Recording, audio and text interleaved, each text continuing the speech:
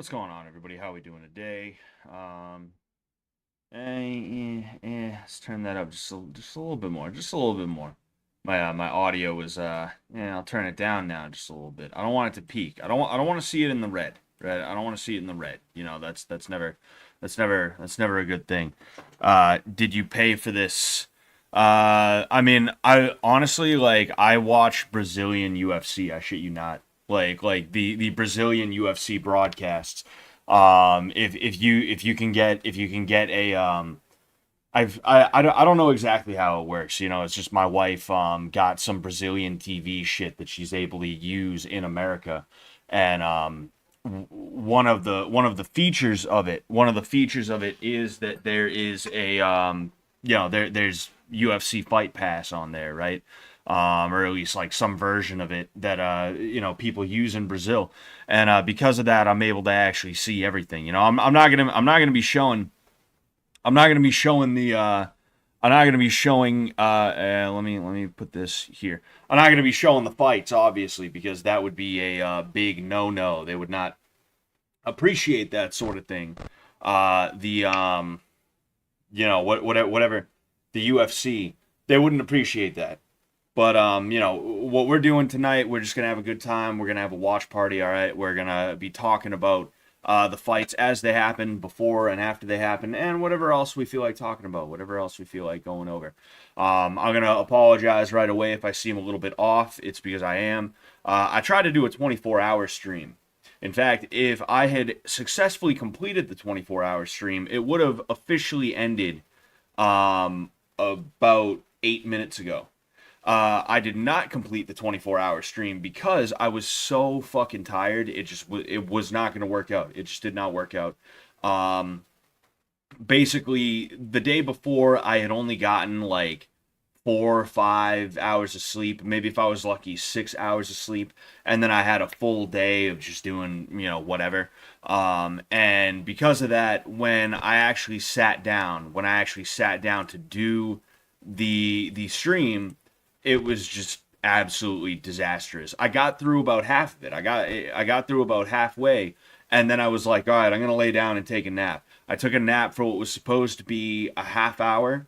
It turned into what I feel like was like 2 or 3 hours, and then when I got up, I just was like, yo, honestly, I can't even do it. I can't do this, guys. I'm sorry, guys. I can't do it. And because of that, I had to just stop the stream and lay down, which sucks because I wanted to play Fallout 2 from start to finish for you guys. I wanted to play Fallout 2 from beginning to end, and it just didn't work out. Oops, didn't work out. But it is what it is. It is what it is. Anyway, what is going on though? What is going on, Andrew Coastal, Joshua Tomeo, Now This Gaming, yo, coach at Denny's in Calgary, Alberta, watching your streams. What the fuck is up? Nothing, just chilling, just chilling. Like I said, I'm still pretty tired, so excuse me. All right, excuse me. Now This Gaming, sup, Scott? Have you had any gay experience before? If so, were you the man or the woman? Much love from Serbia. Um, can't say that I have. Can't say that I have. No, no, no, sir. Um, I use Streamio and a real Debrid, Debrid, with a TV add-on, and you can view it for free. Are you going to be on Fish Tank 3? I mean, I don't know. It's tough to answer questions about whether or not I'm going to be on Fish Tank Season 3 because I didn't know I was going to be on 2.5 until I got a text from Jet. I did Hong Kong 2, which is the podcast that Ben and Chris Lynch run together. And that was a good time. You should definitely check that out. There's the free portion and then the paid portion on their Patreon. Check that out. Um but yeah, I did that. All right. And during Hong Kong 2, not during but before, he said like, "Oh yeah, we probably not going to need you for 2.5, but we're definitely going to need you for 3." Then all of a sudden I get hit up like a month before 2.5 was supposed to start, and Jet's like, yo, you're gonna be Cage the vampire, Cage the half human, half vampire, you know? So like it's tough for me to be like yes or no. I can't say yes, but I can't say no because I just don't know. You know, I have no clue. It just depends on what they need. You know, it depends on what they need, what they want. 2.5 was so funny when Xavier was trying to role play with you. Yeah, yeah, that was like I had to come up with Cage on the fly. Cage was a little bit tough because I'm not someone who's always role playing and I've never had to create a character before, right? And because of that, I I had to act on the fly, and I think I did a pretty good job. I wish I could go back and do a couple of things differently. And if I ever can reprise the character, I'll kind of tweak it a little bit here and there to make it so that it's gonna be a little bit better, a little bit fun, a little bit funnier, right? But yeah, I mean, I had a good time with Cage, and a lot of the stuff that I came up with was on the fly, you know? Like literally, like the first couple of days, you can kind of see me slowly start to figure out what Cage would be. Um, I first started out walking around because I was like, okay, for one thing, I'm bored and I don't just want to be sitting in shitty all day. I don't just want to be in the town just standing all day. So I'd go for walks around. And then I also was thinking like, oh, I'm supposed to be like brooding and mysterious. It would be brooding and mysterious to be taking like slow walks around the map at any given time without like rhyme or reason, or seemingly without rhyme or reason, appearing and disappearing and stuff like that. In addition to that, that's when I was like, oh, and you know what? I'm also gonna have my hand in my coat all the time on my pistol. Um, and then I was able to kind of do some gags with that, like the Coke gag where I had, a Coca-Cola that I was drinking backstage, and I was like, oh, I should get back out there. And I was like, all right, whatever. And I shoved it in the coat pocket. I made sure to get that I made sure to get that on camera. Also, when the My Little Pony jars thing came around, I shoved like two or three of them in my coat pocket, right? Not my coat pocket, but in my coat, right? Um, like there was little things like that that just kind of came out on the fly, right? And then there were things that I was told that I should do. Like the big moment for me on day one was when I told Letty to fuck off. That I was told to do that. I was told by Mike, like, okay, you and Xavier are gonna hang back on day one because you're gonna be introduced on day two. That's what's gonna happen. You're gonna have like a legit like scripted introduction. The scripted introduction the scripted introduction for Cage was supposed to be that they get attacked in the downs, meaning the player characters, if you will. Um, they're getting attacked in the downs. I swoop in and I'm like, "Yo, what the fuck are you guys doing here?" I help them fend off the attack, and then I'm like, you guys are feckless. What the hell are you guys doing? You're gonna die if I don't help you out. Here, come on. I'm gonna teach you how to survive. That was gonna be kind of my introduction to them. Other than that, I was supposed to just be present, but kind of out of the way. And I was told, like, hey, if they approach you, just be like, fuck off. Morty, Morty, fucking Mike, the Goblin. He was like, yo, call them Mortys, as in like mortals, Um, and that's kind of where my general attitude towards them came from. That's where my chauvinist attitude towards them came from. Was literally day one. I was told, yo, be an asshole to them. And I was like, all right, well, guess I'm an asshole. Like there's Cage was a fun character, and I hope I get the opportunity to do that stuff again. But anyway, what we're up to today, all right? We have UFC 307, okay? I didn't realize it was already getting started. Yeah, Kayla Harrison is literally right there right now.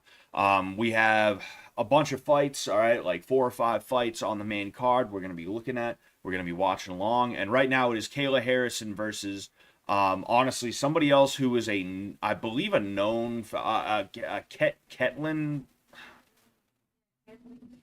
Yeah. Yeah, I think Ketlin Vieira. I gotta be honest with you. Like when it comes to a lot of the fights on this card, I'm not like too well versed in them. I know.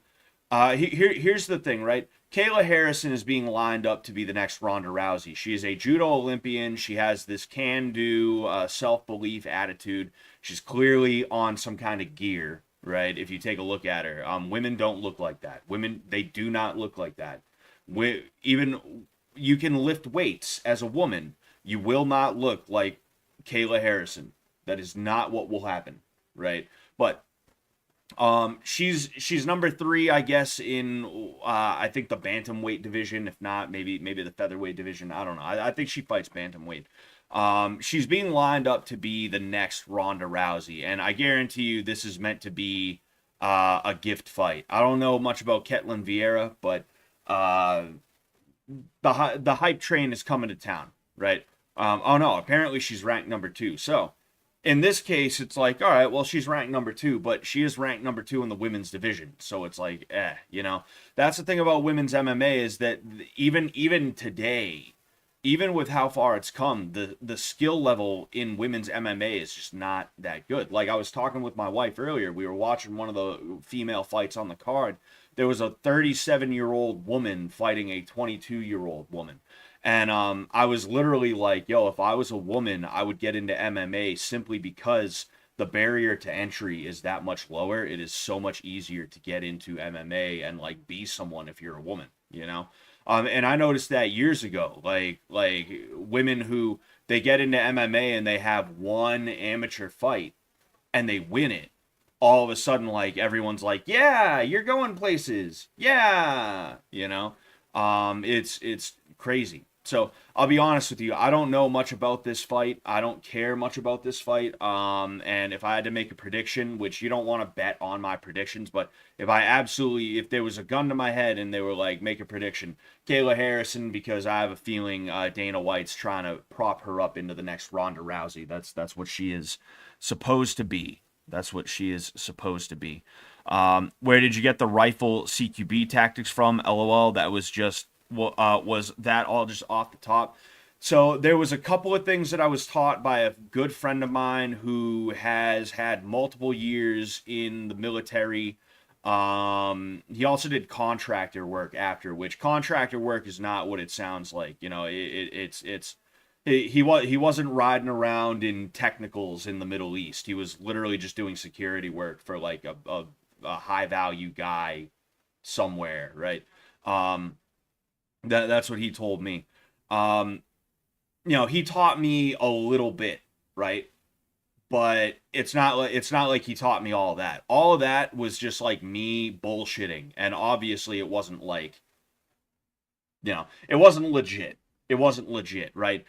I tried to make it look legit, but it obviously wasn't, and that was part of the joke, right? Like entering into a building, that's something that he taught me just shitting around one day when we were hanging out having fun together, right? You do want to pop in through the doorway, not get stuck, not like just walk in. It's like bang bang, right? That's how you want to do it. But like obviously the other stuff is just not, you don't really want to do it that way if you don't have to, right? Yeah, and that was obviously part of the joke is that I'm not teaching them like legit stuff, but was hilarious watching you train Taylor. Yeah, I mean Taylor's cool. I think you mean Tay Lee, because I was training Taylor as legit as I could. I was teaching Taylor good stuff, you know. Oh man.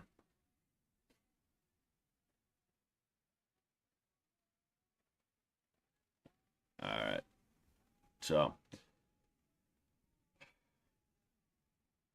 man, it's just Kayla Harrison's physique is insane, you know. It's just crazy seeing women like her. You know, there's a lot of women and a lot of men too, but you know, I'm specifically talking about her insofar as she's a woman. A lot of women in the UFC are on substances and stuff like that. But the thing is, in the grappling world, it's a lot easier to get away with it. You know, in Olympic testing and stuff like that, you know, there's little things, right? There's corruption. And in the jiu-jitsu world, there's just like a lack of testing in a lot of places, you know. It's so easy to get away with doping in the grappling world compared to like the UFC and things like that, MMA, the MMA world. And to see Kayla Harrison is just like, man, what the hell is going on here, you know? Like she takes it to a level that even a lot of the other roid head like females don't, you know. All right, so we're starting off. Let's see how this goes.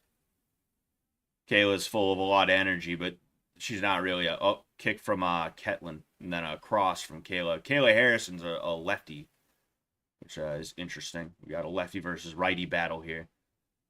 Just sort of feeling each other out right now. Both of them kind of trying to make their right, well, not their right hands, but their power hands known, you know.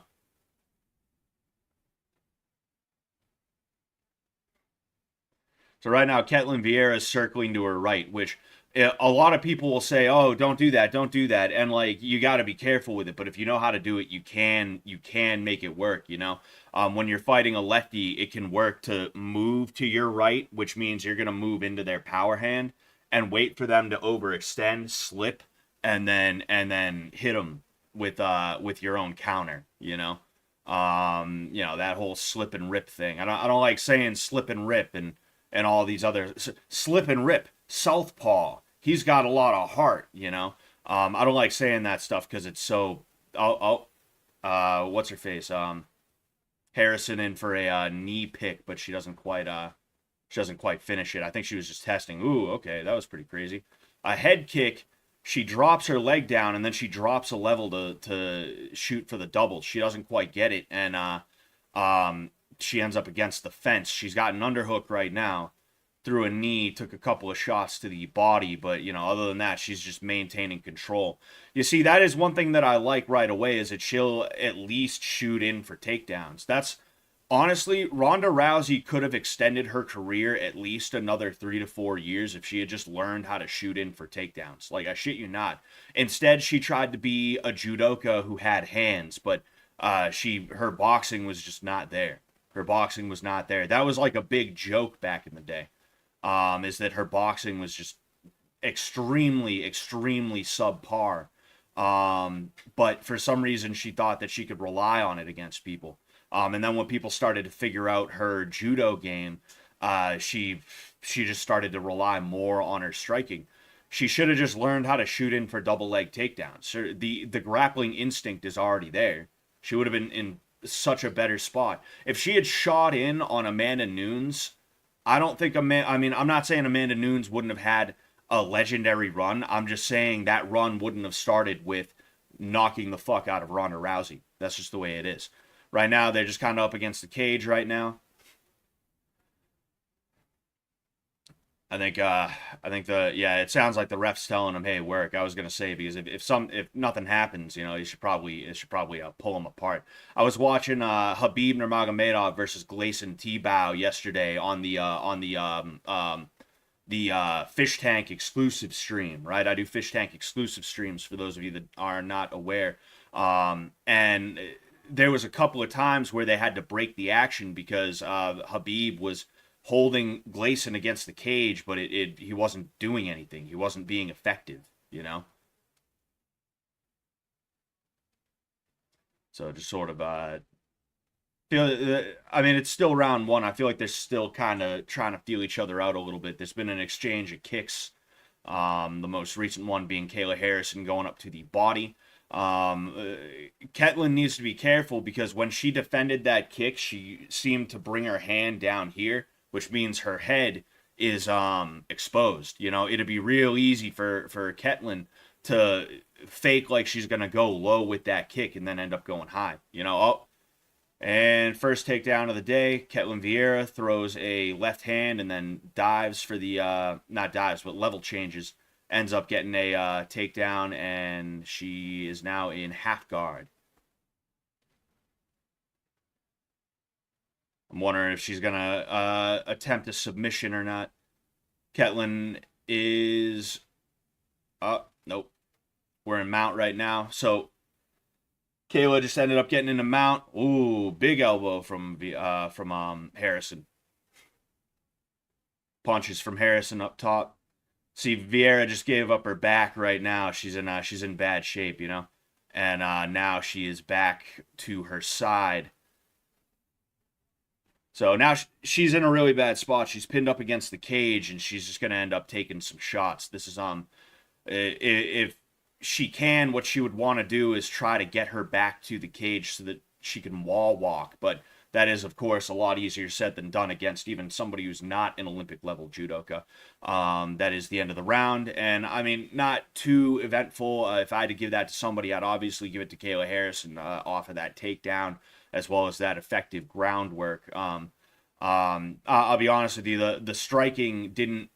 When I say it didn't impress me, I don't mean that as a judgment. I mean it, like neither of them really, like, if I had to judge it off of striking, I don't really know if I'd, even give that round to anybody. I might give that a tie. It didn't seem like anybody had too effective striking,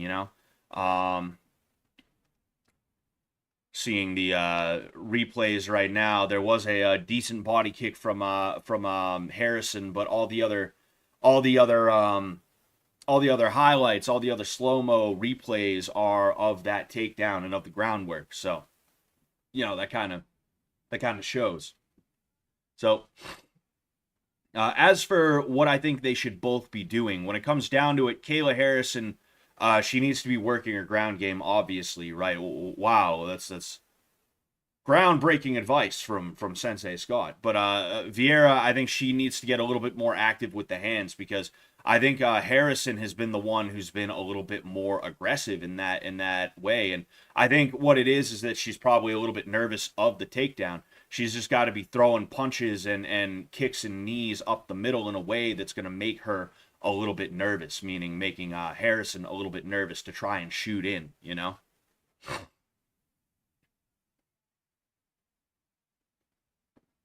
Ooh, looked like Harrison got caught on the way in there. Oh, okay. She kicked Harrison kicked the front leg out from Vieira. It didn't end up amounting to anything. She got right back up right away, but that was pretty cool.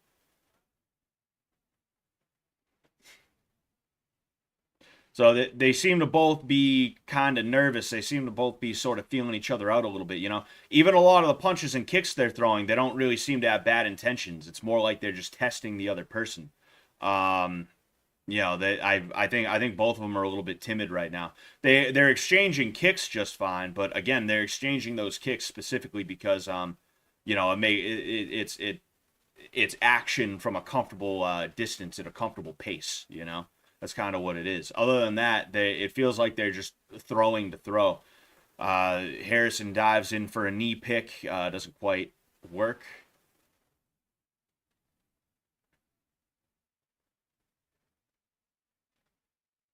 Again, just sort of dancing, sort of hanging out like it's it's in the UFC games, like it's in the UFC games when you just like put the controller down and the guy, it's just idle animation. Like this, it kind of feels like that's what we're watching right now. I'm not gonna lie to you, I'm kind of disappointed by this fight because again, like Kayla Harrison, they're trying to make her into the next Ronda Rousey.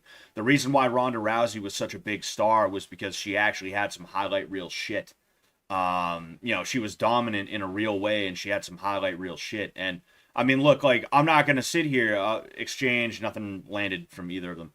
I'm not gonna say. I'm like, when I say this, I'm not trying to be like they fucking suck, dude. Like these are two very talented martial artists here, and they're doing what they probably think is their best. But this, from a fight fan standpoint, is just not fun to watch. If I'm being completely and totally honest with you, we're seeing half-assed action, punches that aren't meant to land, takedown attempts that aren't actually meant to work.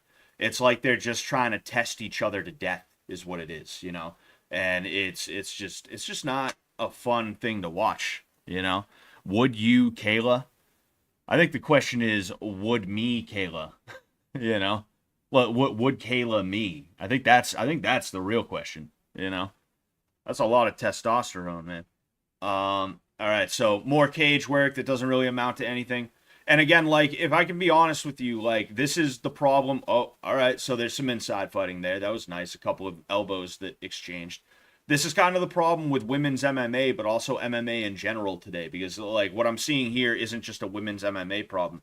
Um, it's just it's gotten to the point where everything is so meta that nobody takes chances anymore. Nobody takes risks. Ooh, that was a nice what looked like elbow. If not, it was a short right hand from Pereira. Nobody takes risks anymore. I remember when cage work was actually sort of exciting. Now it's just like the hug show. It's somebody trying to keep somebody against the cage while not actually not exchanging, but improving position. You used to see dudes, they'd push them up against the cage, they'd drop for a single leg, they'd drop for a double leg, they'd be trying to hit sweeps, trips, reaps, things like that, right? Now it's just, all right, let's hug against the cage and you know just hang out. And again, it's because it's become so meta that there's an under ooh there is a ooh it must have been that quick elbow. That was a short hard elbow earlier that I mentioned. Kayla Harrison has a contusion that is open on her forehead, like right above her eye, and that is not the end of round two. They just broke the action.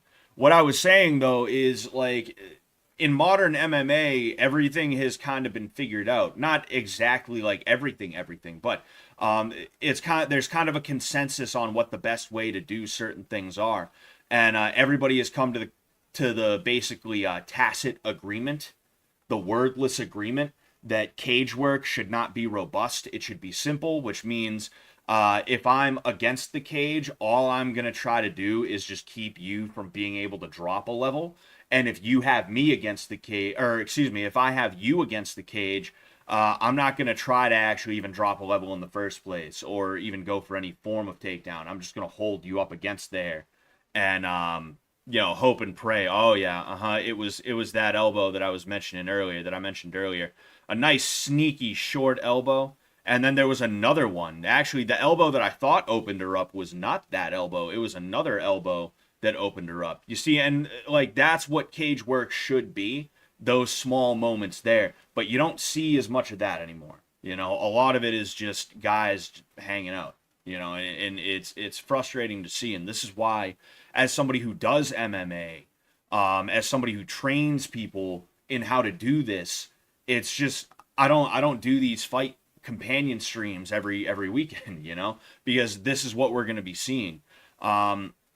There's some good fights on tonight, so I definitely want to do it. But in terms of like a lot of the fight night cards, I'm like, who even cares, man? Who cares? It is a little bit frustrating, and it would be good for my channel for me to do these too, because they're like that. Oh, kick the leg out again. That was nice. And now Kayla's got the front headlock position. She's pushing her up against the cage and gives up the front headlock position. Oh, she shot down for the double, but it doesn't quite work. Even when there's excitement, it just turns into the same old.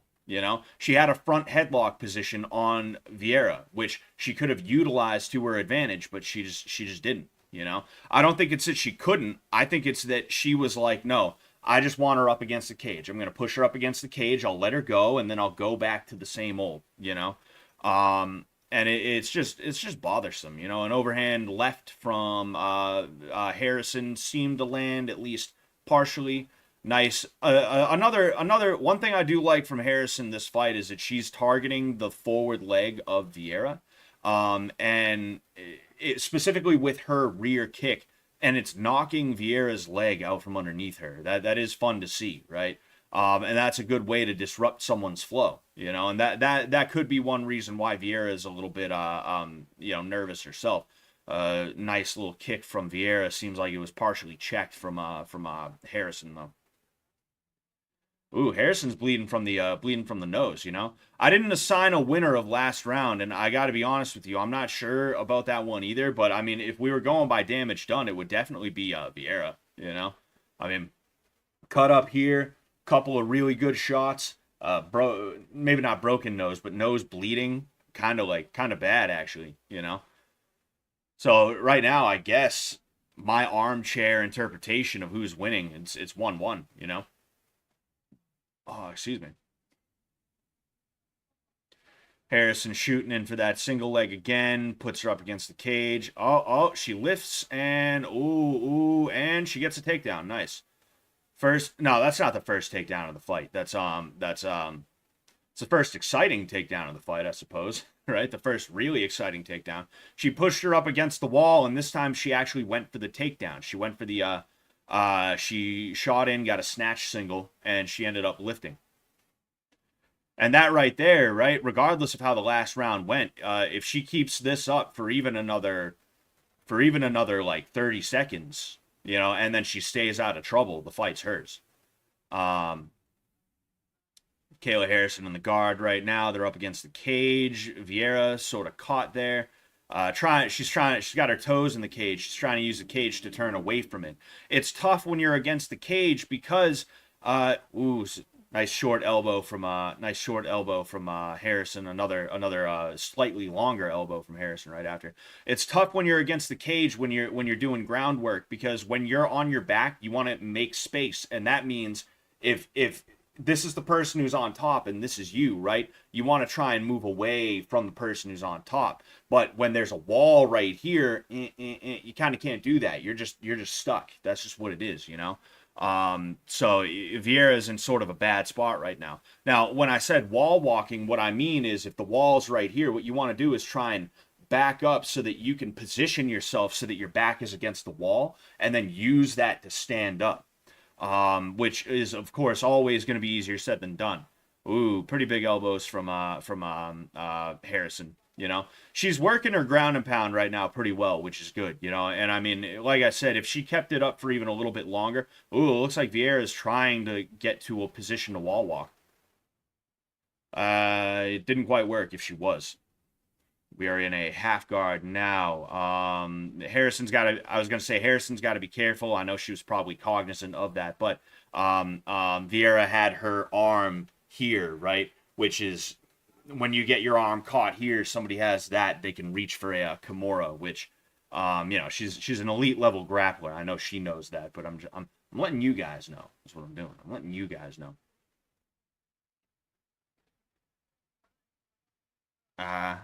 It should be mandatory for female fighters to wear thongs. At least it would make their fights more entertaining. That's like some lingerie football league shit. You guys remember that? That was on Spike TV when we were younger. The LFL. That was pretty crazy, man. But yeah, like I'd love to do more of these, but there's just not many compelling fights. They're good for my channel. The best. So there's the end of the fight. I think Kayla Harrison is the clear winner there. I think Kayla Harrison's the clear winner there.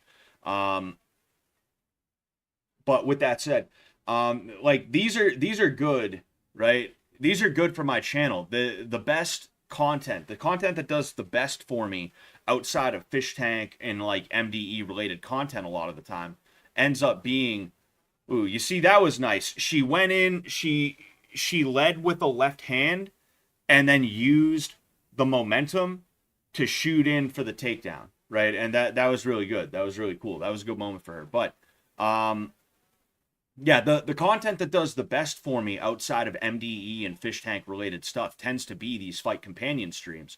And I'll be honest with you, as of late, I've noticed that my stream views on YouTube have gone down, and I think that's down to a couple of things. For one thing, there's Fish Tank. People watch stuff on Fish Tank, whether it's me or if it's something else. We got Pow Tank right now. Jimmy's live. Jakoff. I would assume his name is a pun because his name is Jakoff. I would assume it's Jakoff, but I don't know. Maybe it is Jackoff. They're all live right now, so there's people watching that. But then also, I got to be honest with you, like, I think it's interesting how I put out some videos that got age restricted. I uploaded like 2 or 3 videos that got age restricted back to back, and all of a sudden certain things did that. I don't think that's a coincidence, if I'm being honest with you. It's just like when I released that gun video. Yep, just as I suspected, Kayla Harrison. Kayla Harrison is the winner.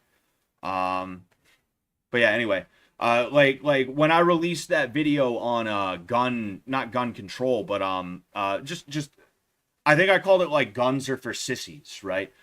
There was something about that video, I guarantee you, that like it just fucked my channel up, because I released it and as soon as I hit public, I lost 10 subs, sub count started going down. All of a sudden I'm not getting views, etc., etc. Oh, Kaylee's live too. That's cool.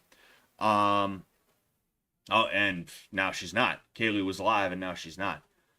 YouTube is frustrating that way. YouTube is frustrating that way, but like that's kind of what I'm trying to get at is I need content that's going to be good for my channel, and this is good for my channel, but I don't want to do like I don't want to do soul sucking content, right? If that makes sense.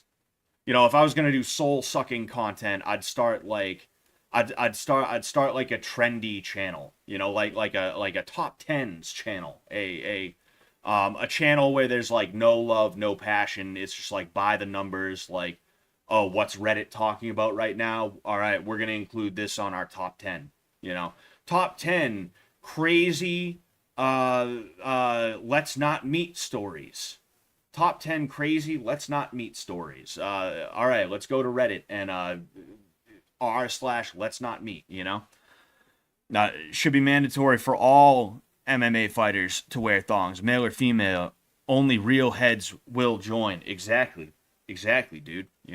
There's too many posers in the MMA game today. All right, there's too many posers in the MMA game, and if you, she might. I feel like she might have a broken nose. I feel like Kayla Harrison might just have a weird nose to begin with, but the way her nose kind of looked right there, it looked like it was a little bit swollen. There might be a bit of a problem with her nose there. Um, um, um, oh, yeah. I was like, wait, what was I talking about? What was I talking about? But I was just making a dumb joke. Oh man. Let me double check here. I had to take auto approve off of my TTS because we are on YouTube right now. And the fish tank site is being annoying.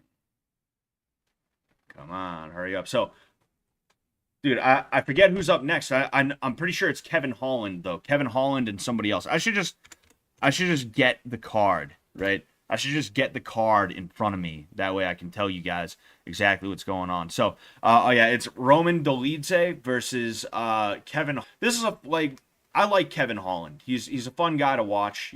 He's a fan favorite. I don't know who I got when it comes down to it, Yolanda Tape, because I don't pay too close attention to either of these guys. I don't know how they're doing right now. I don't know that much about them in general. I know Kevin Holland is kind of a wild card. He has a few knockouts from like really weird positions and stuff like that. But he's just fun to watch, and that's nice. It's nice to see that sort of thing. And because of that, I guess I wouldn't mind seeing Kevin Holland win. He's like I said, he's fun to watch. I like him. After that, it's Jose Aldo versus Mario Bautista. Raquel Pennington versus Juliana Pena. Alex Pereira versus Khalil Rountree. When it comes down to Aldo, he isn't cooked. But I am curious to see sort of what's next for him, right? I don't know anything about Mario Bautista though. Apparently he's 14-2. And I don't know anything about him at all, One thing that's for sure is that in the fight game, there's no such thing as a happy ending. You don't get to ride off into the sunset unless you want to piss Dana White off. Dana White literally will get mad at you if you try and ride off into the sunset, like George St. Pierre did, He won over Johnny Hendricks. Some people thought that was a controversial decision. I haven't watched that in a decade, so I don't even remember myself. But after that, he was like, I think I need to take some time for myself. And Dana was like, no. Then he came back. He won the 185-pound title from Michael Bisping, and then he retired. And Dana was like, no, because Dana doesn't care about anyone or anything other than money. money, money, money. Um, so it wouldn't surprise me if this is Jose Aldo being fed to an up and coming guy, right? And I'm not saying fed as in like, yeah, it's definitely a guarantee that he's going to be fed to Mario Bautista. I'm just saying it wouldn't surprise me if that was sort of the implication a little bit. I saw that happen with Joe Lozon in 2019, and he literally called that out before he beat the guy that he was supposed to be fed to. He was like, he was like, this guy's not going to make a name off me. I'm not going to let him make a name off me. And, oh, excuse me. Yeah, and sure enough, he ended up winning, right? That's like, as you get older, as you get to the twilight of your career, Dana starts looking at you and thinking, all right, who am I going to feed this guy to so that when that guy wins, I can say, he just beat this big name. He's the next star. That's the way that they'll try and AstroTurf people. I saw somebody mention that we are in the era where the UFC is going to say, these are your stars and you will like them. And that's kind of what's happening. I mean, look at Sean O'Malley, right? Given a very easy run in comparison to a lot of other people. Gifted a couple of wins, and I'm not saying Dana had anything to do with that, right? But I do think that he lost that Peter Yan fight. And then there's a couple other guys. They tried to AstroTurf Paddy Pimblett. You haven't heard too much from him. I think he had like a bad performance. I don't even think he lost. I think he just had like a shitty performance, and after that, the hype train was derailed. You got Kayla Harrison, who again they're trying to AstroTurf her. It's just ridiculous. It sucks. There's no more there's no more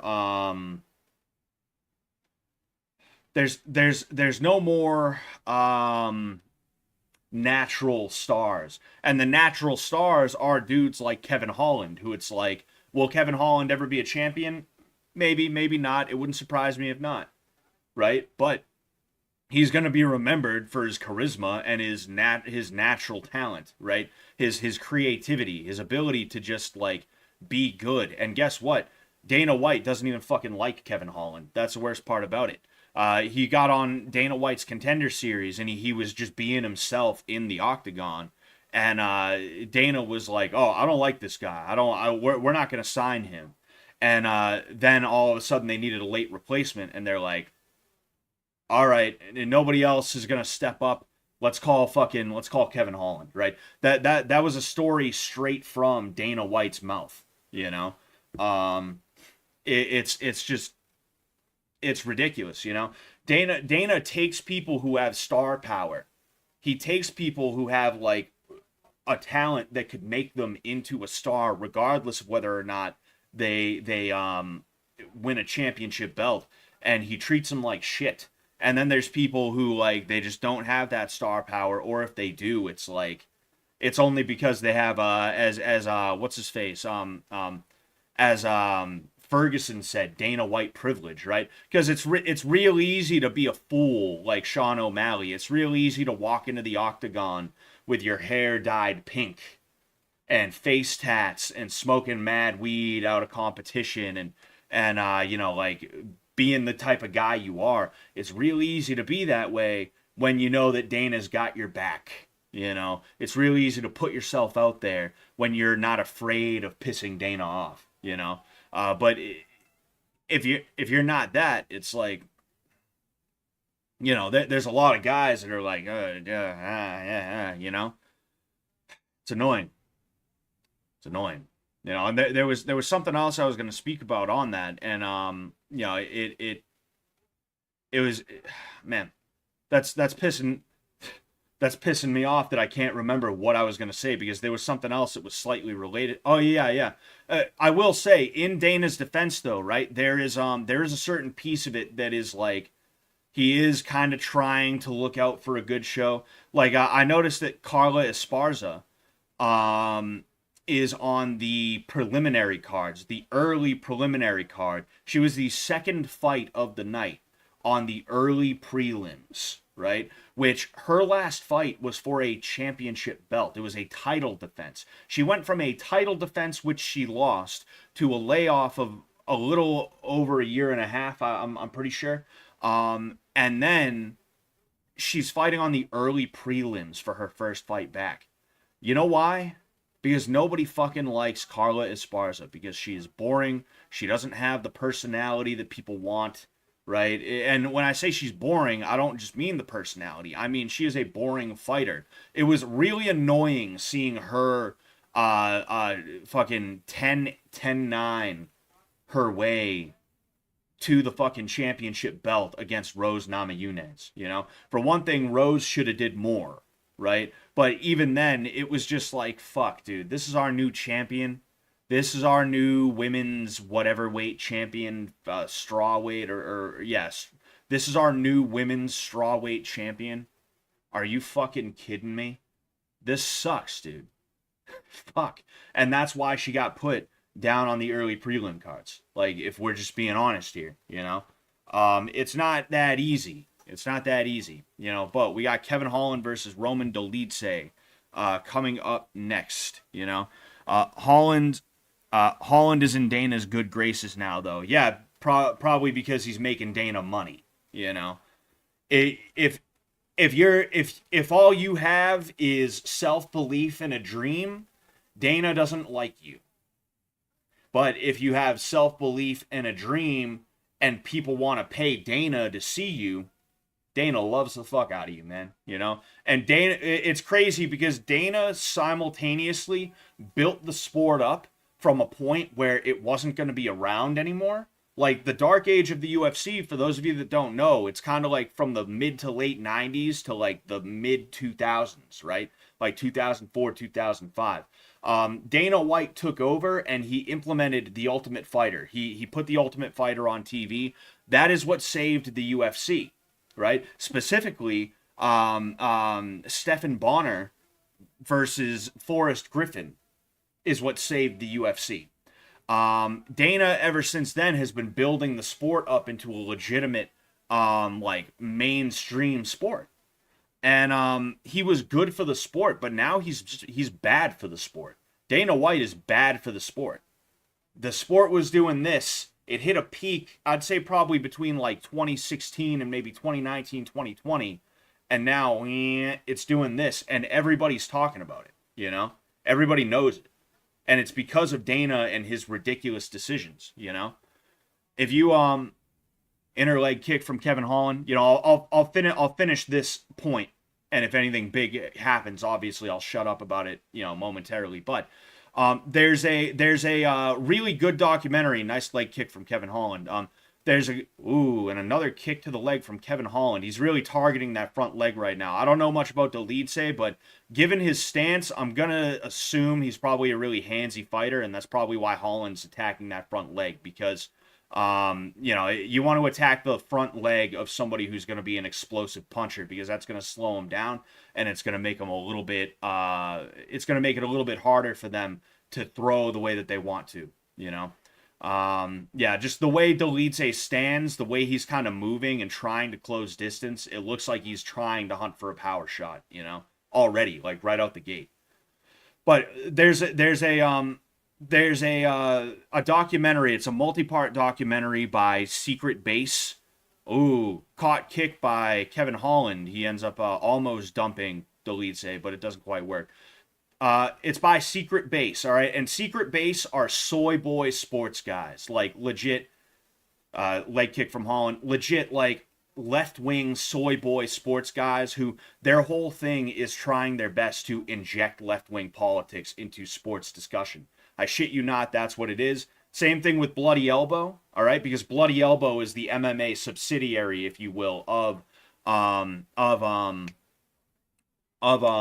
Secret Base, right? But this documentary, if you can get over the clear left-wing bias, the clear left-wing propaganda, is actually a really good documentary, right? It is a really good documentary. And they call out the way that Dana White took away sponsorships on shorts, trying to say, ooh, takedown from Dolidze off of a kick that he caught from Kevin Holland.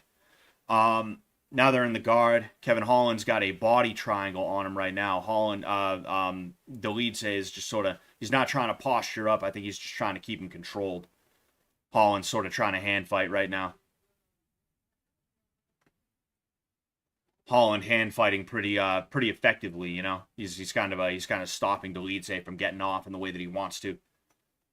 So right now, Holland has a body triangle on him right now, and that can be good instead of a traditional guard because it's a little bit easier to keep someone down, and you can also squeeze their body from the guard position. Now, the trade-off is you're a little bit less active with your legs. You have to let go of that if you want to try doing anything. Which Kevin Holland, the way he's fighting right now, I don't think he's actually worried about that because he's doing a pretty good job. 12-6 elbow from Dolidze, which I believe are actually legal now. I saw something a while ago where there was going to be a certain point in 2024 where 12-6 elbows would be legal.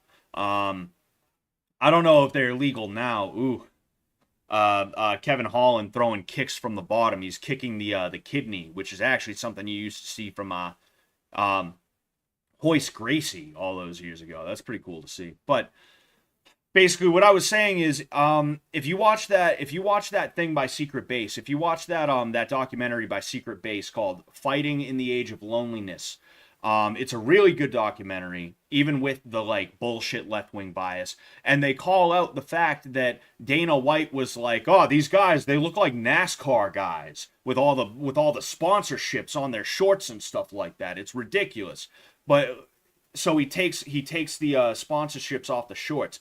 How many sponsorships, if you're watching along with me right? Ooh, there was an armbar attempt that was thwarted by Dolidze, and now Kevin Holland's in a little bit of trouble. Dolidze gets to side control from that.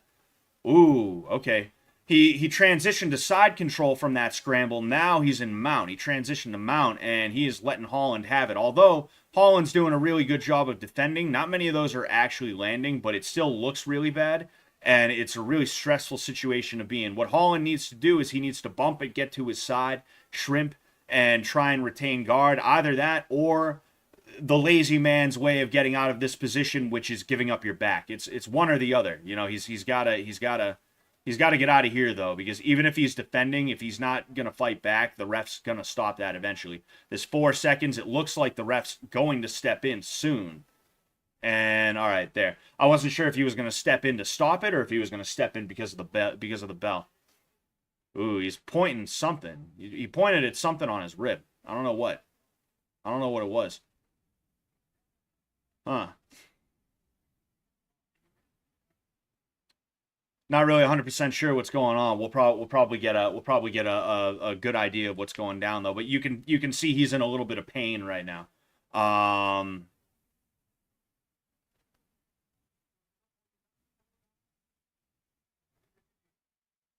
Hmm. Yeah, my wife, the fight doctor said she thinks the rib is broke. Nah, I mean, like if it's something with his rib, like I don't know what could be wrong with your rib other than it is broken. You know, maybe a bruised rib, but I don't like a bruised rib wouldn't result from that.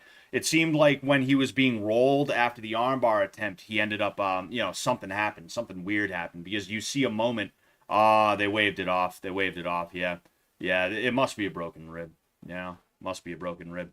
That sucks, man. It sucks when fights like that happen because like this wasn't a bad fight, you know. It was a lot better than the last one anyway. But yeah, so Dolidze is the winner. But yeah, I was saying, if you watch the documentary by Secret Base, "Fighting in the Age of Loneliness," if you can get past all of the left wing propaganda that's in it, it is a really good, a really interesting, and a compelling documentary about the history of MMA and I suppose combat sports as well. Um, and one of the things they call out, one of the things they mention is how Dana was sitting here when he first decided he was going to go into the Reebok deal, right? Which was the first deal that he did where Reebok was going to make fight kits and there was going to be no sponsorships allowed on the shorts, he said, "Yeah, we got to get rid of all these sponsorships on the shorts. These guys look like NASCAR dudes. They look like they look like NASCAR drivers. Like, that's ridiculous. We don't want that here." But at any given point, if you take a look, for one thing, Delidse is getting his black belt right now. That's pretty sick. But if at any point you can look at a UFC fight and you see no less than like 4 or 5 different ads, 4 or 5 different sponsorships that are plastered all over the octagon like a fucking NASCAR driver. And the reason why is because when these fighters are having sponsors on their shorts, that's money that goes to the fighter, not to the UFC. That means effectively the UFC is giving free advertising to these companies because their fighters are coming in with the shorts from those companies, right? And Dana just could not allow that to happen. Now, the trade-off is these fighters are getting paid a lot more than the UFC is paying them. That's how a mid-tier fighter in the early days of the sport, in the early days of the sport being good and commercially viable and things like that, that's how like a mid-tier fighter could afford to quit his job instead of having to do the Ally Quinta thing and sell houses on the side while having a UFC career that is worthy of him fighting Khabib Nurmagomedov and other big names of the time, right? He took that away. And that's part of the reason why everything sucks now, is because people are afraid to take chances. Because now the only way that they're going to get paid is if they win fights. It's not about, do people want to see them, right? If people want to see them, all right, cool, that's fine to a point. But if people want to see them, but they're not winning fights, it's not going to matter. Dana doesn't care. He doesn't want to hear it, right? So because of this, people are all about the numbers now. They're all about the math. And the sport has slowed down, both figuratively and literally, because guys are like, hey man, like, I got to play it by the books, because I got to play it by the numbers, because if I lose this, it doesn't matter if I lose it in spectacular fashion. I put up a really good fight. I show people the eye of the tiger, the call of the warrior. Like, it doesn't matter, because all that matters to Dana is whether I win or lose. And if I want to continue to get paid anything, I got to keep winning, right?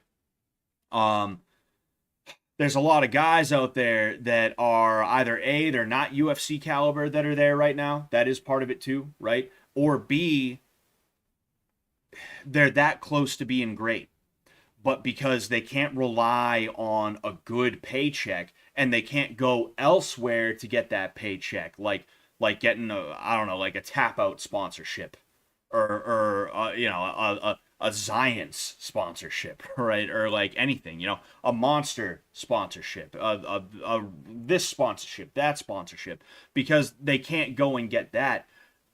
They have no choice but to just be boring, and it sucks, dude. Dana White ruined the sport. He made the sport and then he ruined the sport. The sport is not that good anymore, and it's because of Dana White, like hands down, alone, because he's the one. It was his vision the entire time. The Fertitas at one point, they got out of it, and I would assume it's probably because they were like, hey man, Dana wants to do much bigger things than we ever wanted to do. We'll just we'll just take our money and we'll run. Right? We'll take our money and we'll run. Dana can do his thing. He can go public with the company. He can form up with the WWE. It's fine by us. Fine by us. We're just gonna take our money and we're gonna run, because we had our fun, but it's not about trying to make this into the only sport. It's not about trying to make the UFC into the only place for combat sports, or the corporation that owns the UFC, the only place for combat sports. It's not about that, But unfortunately, here we are now, Really sucks. Excuse me. If I was a famous fighter, I'd want sponsorships on the crotch of my shorts and nowhere else, thus forcing me contractually to show off my dick bulge after I hypothetically win. Of course. That goes without saying, hi Ecuador. Nah, this is a little off. Dudes like Ortega have like a 30% win rate in the past 5 years and still make 300K plus bonus. Yeah, dudes like Ortega and who else? Who else? You know, the fact is Ortega does just enough to stay in, just enough to stay in, right? And still make 300K plus bonus. Oh yeah, is that so? 300. Hold on one sec, right? Um,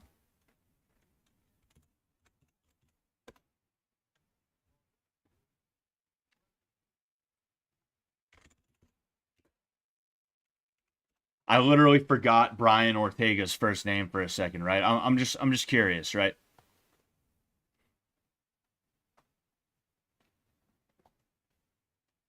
So who has he lost to? First fight. Okay, first fight in the UFC was Jeez Louise. First fight in the UFC was in 2014. Uh, no contest. It was a win, but he tested positive for a performance enhancing substance.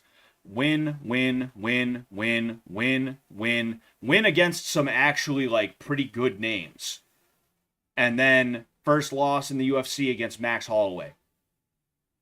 He won against the Korean Zombie. Uh, Lost to Volkanovski. Lost to Yair Rodriguez. Beat Yair Rodriguez. Lost to Diego Lopes. This dude has only faced top talent, and he's only lost to top talent.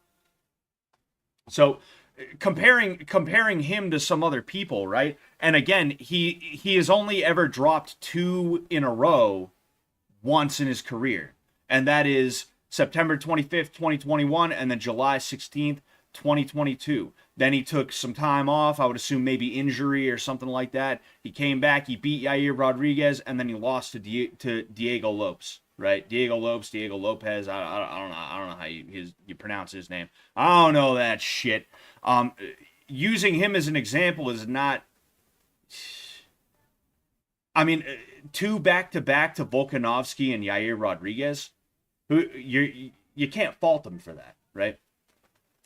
Most people don't get that kind of treatment. For one thing, a lot of people don't get the kind of career that Ortega has had. If I'm being honest with you, that is a tough career. Compare that to what's his face, Sean O'Malley, right? Compare that to Sean O'Malley. um, but like the one guy that you can point to the one guy you can point to who apparently makes $300,000. I don't know when or how. I don't know when. Are you talking about one fight? Or are you talking about a year? I don't know. And honestly, I'd say he's probably worth more if he's fighting the likes of fucking Alexander Volkanovski and Max Holloway and Frankie Edgar back in 2018 when Frankie Edgar was still. I'm not saying he was I'm not saying he was like top talent back then, but he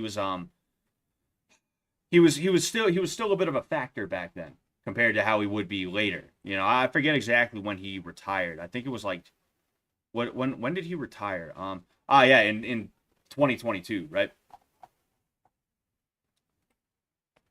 Like I just don't buy it. You know, Dana White picks some people that he's cool with. He picks some people that he's going to give certain treatment to, and then everybody else they get fucked. And that's kind of what I'm talking about. Is you didn't have to worry that much about how Dana felt about you. You didn't have to worry that much about how Dana felt about your fighting style or your this or your that or your other thing when you had those sponsorships, you know? And there's been time and time again where people are like, even top talent, it's being found out they're not even getting paid like a half a mil for their shit, you know? It's insane, you know? Like, obviously, we're talking numbers right now, and neither of us have numbers in front of our face. You said a number. I don't know if I believe that number. I got to be honest with you. I don't know if I believe it, right? But it's just a bullshit situation. People are being underpaid severely, and they are not allowed to try and make up the difference by having those sponsorships, right? And it's no coincidence that the fight game really changed for the worse when those sponsorships were taken away. It wasn't an immediate change. It was a slow sort of doing that over the course of years, over the course of the better part of a decade, right? And over the last 3 to 5 years, it has really, really deteriorated, to the point where we're here and now. Excuse me.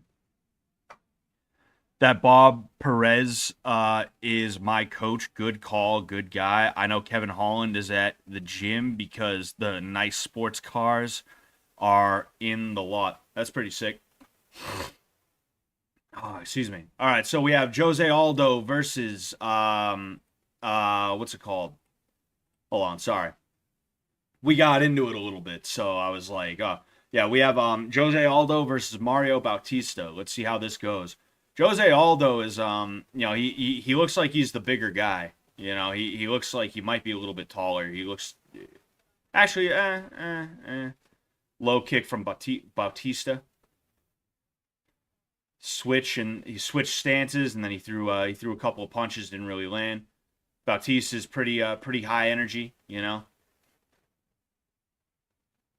Aldo back up against the cage, high kick from Bautista with a return kick after it was defended by what's it called, Aldo. Aldo's got sort of a he's got that like upright sort of like Thai stance a little bit, right? Aldo is known for his Muay Thai, and it's a little bit closer to what you see in Thailand. Brazilians, they have their own little like take on Muay Thai, on kickboxing, and it can be very close to what you would find in Thailand, but they just kind of do their own little thing with it. It's really interesting. It's a little bit more high energy than what you see from a lot of Muay Thai, and I appreciate it. I like it. They're up against the cage right now. Ooh, nice knee to the head attempt from Aldo. I don't think it quite landed. I don't think it had enough range on there. Man. But yeah, people say Rountree has really good Muay Thai, and I think it's really good Muay Thai by MMA standards. I don't think Rountree's got what it takes to beat a high-level kickboxer like Alex Pereira. Plus, Pereira's just so much bigger than him. I think it's going to have an effect on Rountree. Rountree, like people talk about, traditional Muay Thai. He doesn't really do Muay Thai the traditional way that you tend to see. Muay Thai is a kicking art. You see a lot more kicks than punches. And he's got very explosive hand techniques, which it's not a bad thing. I'm just saying, I think it's interesting the way they say that. Oh, okay, we got Mario dropping for what looked like a single attempt, but he's back up after that. So right now, Aldo's just sort of working off the cage. It's kind of what I was talking about in that Kayla Harrison fight. It's just, again, everybody has become so focused on like the meta, like what is the best way to do something. That it's like they're not even fighting half the time anymore. It's more they're just trying to play by whatever weird little piece they can make. Ooh, that was an interesting knee up the middle from Bautista. Low kick from Aldo. Straights up the middle from Bautista. I don't know if they quite landed. If they did, they didn't seem to do a lot of that. Ooh, that was a nice right hand kind of overhand straight combination from Bautista, and then he closed distance on it, but he didn't really do anything with the crowding.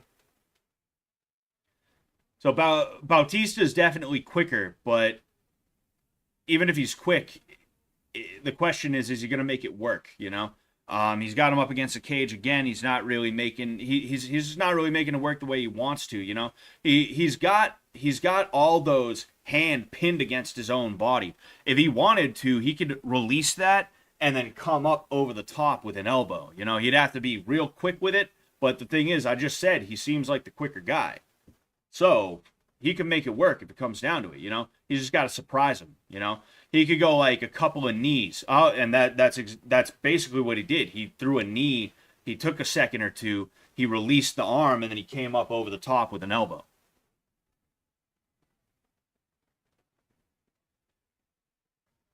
Ooh, nice hand combination from Aldo there. I don't know if it landed, but it looked like the uppercut did. Aldo's starting to walk Bautista back a little bit, you know, and that's kind of that Thai style is like, you know, you that Thai style is interesting because like you'll have really explosive fighters who, um, like even though you would think that they would get the better of somebody who's going a little bit slower on purpose, there's just something about the way they're able to manage distance and the way they're able to defend and utilize their pace regardless of what the other guy is doing that is like it's just so like ridiculously cool to watch, you know?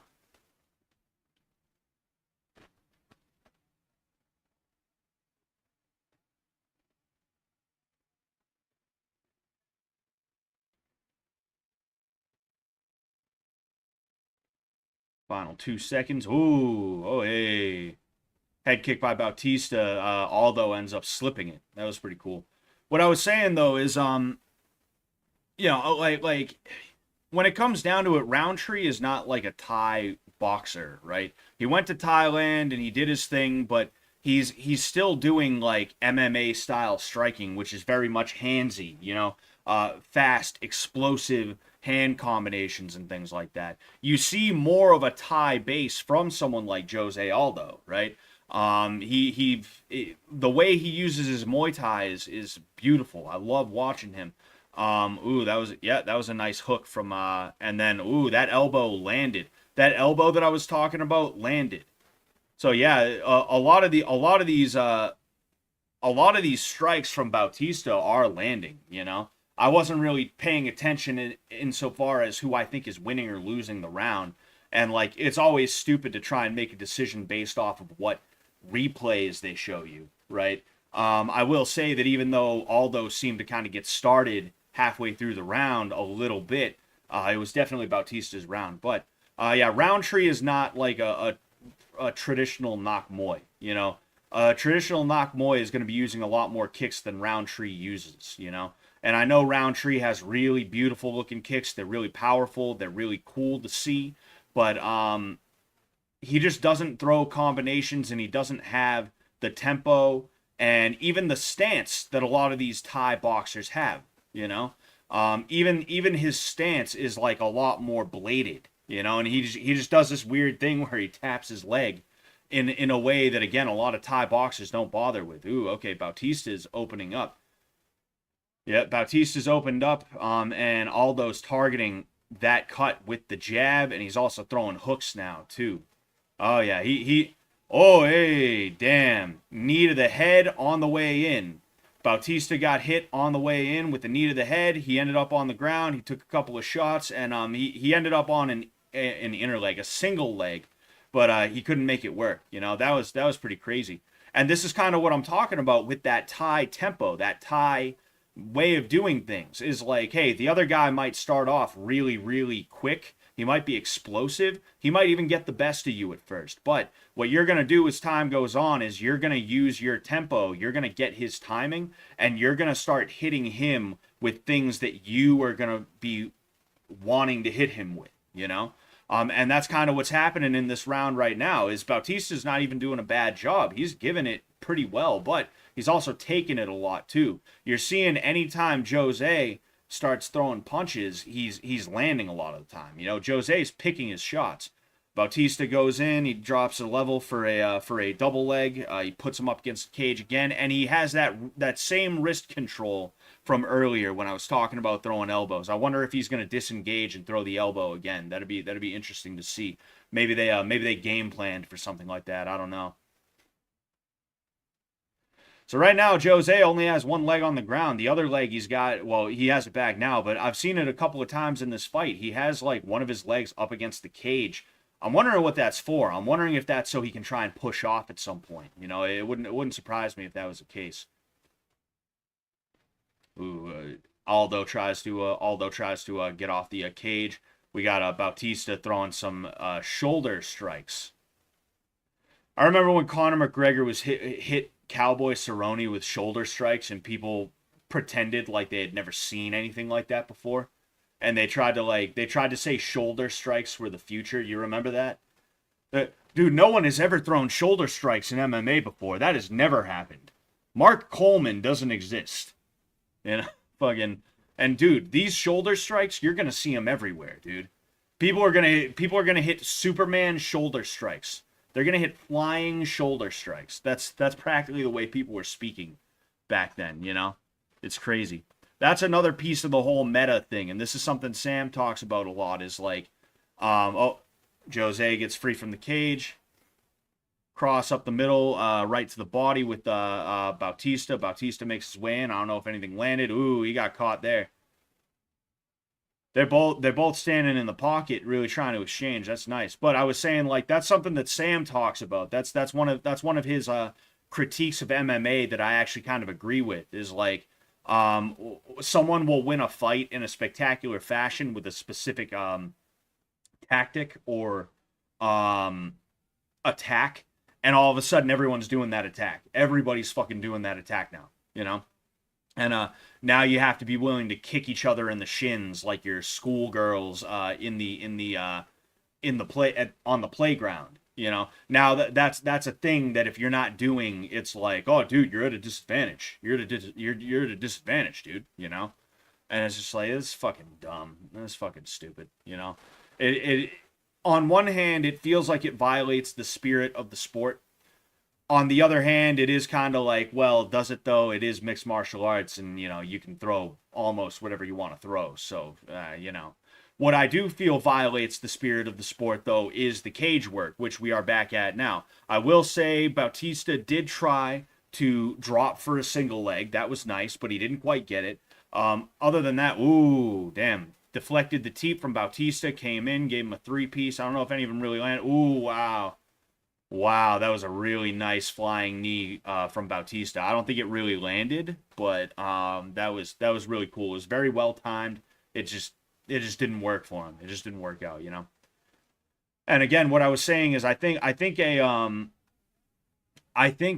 what is sort of a violation of the spirit of the sport is the cage work, right?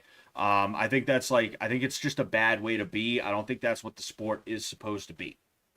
And because of that, like it sucks and it makes the sport worse. Like I was saying, the reason I was annoyed by the Kayla Harrison fight is because for one thing, it didn't feel like they were really fighting, right? They're throwing jab crosses that are stopping this far away from the other person's face. They're not actually throwing to hit. They're just throwing to have something in the other person's face. That was a nice hook from Aldo. That might have been the one that opened him up. Ooh, and then there was that knee, or one of those knees anyway. But yeah, anyway, you know, like it was just a dog shit fight. And again, it's a dog shit fight from a UFC hype train. And it just sucks to watch. It sucks to sit through, you know, and I would hate to be in a fight like that where I'm just pushed up against the cage and I'm just like, what the fuck? Like, do something, dude. Even if I lose, like, what are you doing? Don't you want to fight? I thought we were fighting. What are we doing here? What are we doing? So round 3. If I had to give that second round to anybody, I'd say it was Jose Aldo's round. It was a really good round from both of them, right? The good action. Both of them got off, but I think Aldo got off a little bit better than Bautista did that round.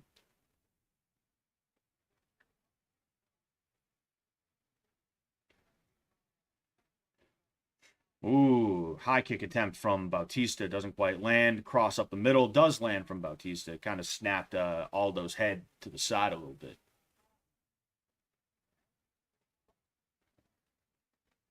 Right hook overhand from what's his face? Aldo didn't quite land. Exchange didn't really nothing too big.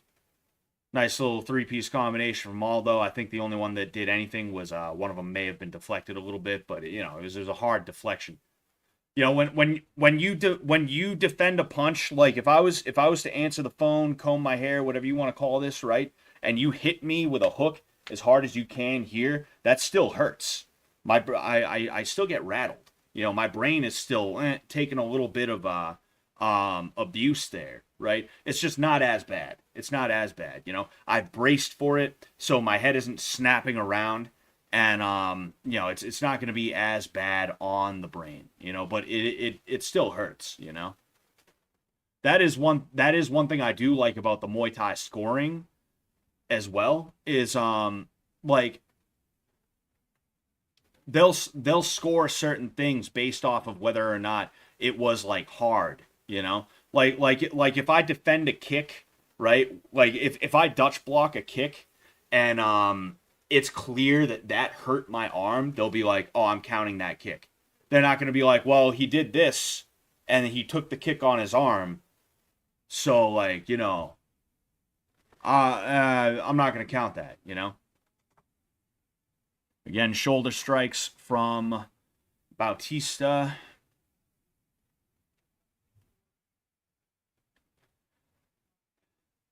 Not a whole lot going down right this second. Hard agree. I don't get the whole Rountree Thai thing. Lots of fighters train over there and to dodge USADA.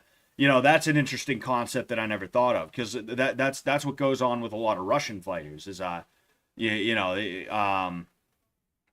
have camps in Russia to avoid having to deal with USADA. So that makes a lot of sense, actually. But yeah, like, the big deal about Rountree is that he has a very hard style of striking. What you see a lot of today is people taking their time, taking it easy. You don't see dudes throwing with conviction, and Rountree throws with fucking conviction, right? Everybody else is typically throwing measured. It's a bang, bang, bang, bang, bang, bang, bang, bang, kick, nice, quick, snappy kick. He is absolutely hard, hard, hard, bang, kick on the end of that. Really, really hard. Sort of like a Dutch style, if I'm being honest with you. Bautista shoots in. They're back up against the cage. Nothing really going down right now, right? That's why I'm kind of having this conversation with you guys. But like, it's fun to see that kind of thing. The fight fan yearns for the days of two dudes going in there, regardless of how good or bad they were at the art of Muay Thai, at the science of fighting, and just leaving it all out there. Absolutely everything. Bad intentions. Everything designed to break the other guy into two pieces, And that's what Rountree does. And I like that, and I respect that. And I think this will be an interesting fight, assuming it doesn't end quick. Got some exchanges on the hands right now. We'll start paying attention again. A little over 30 seconds. I'll be honest with you. I'm not sure who I would give this round to right now, but Bautista looks like he's a little bit defeated. I'm not going to lie. And I think it's because he was trying to secure takedowns. You see, Bautista's trying to secure takedowns because he doesn't want to take the chance of losing on the feet.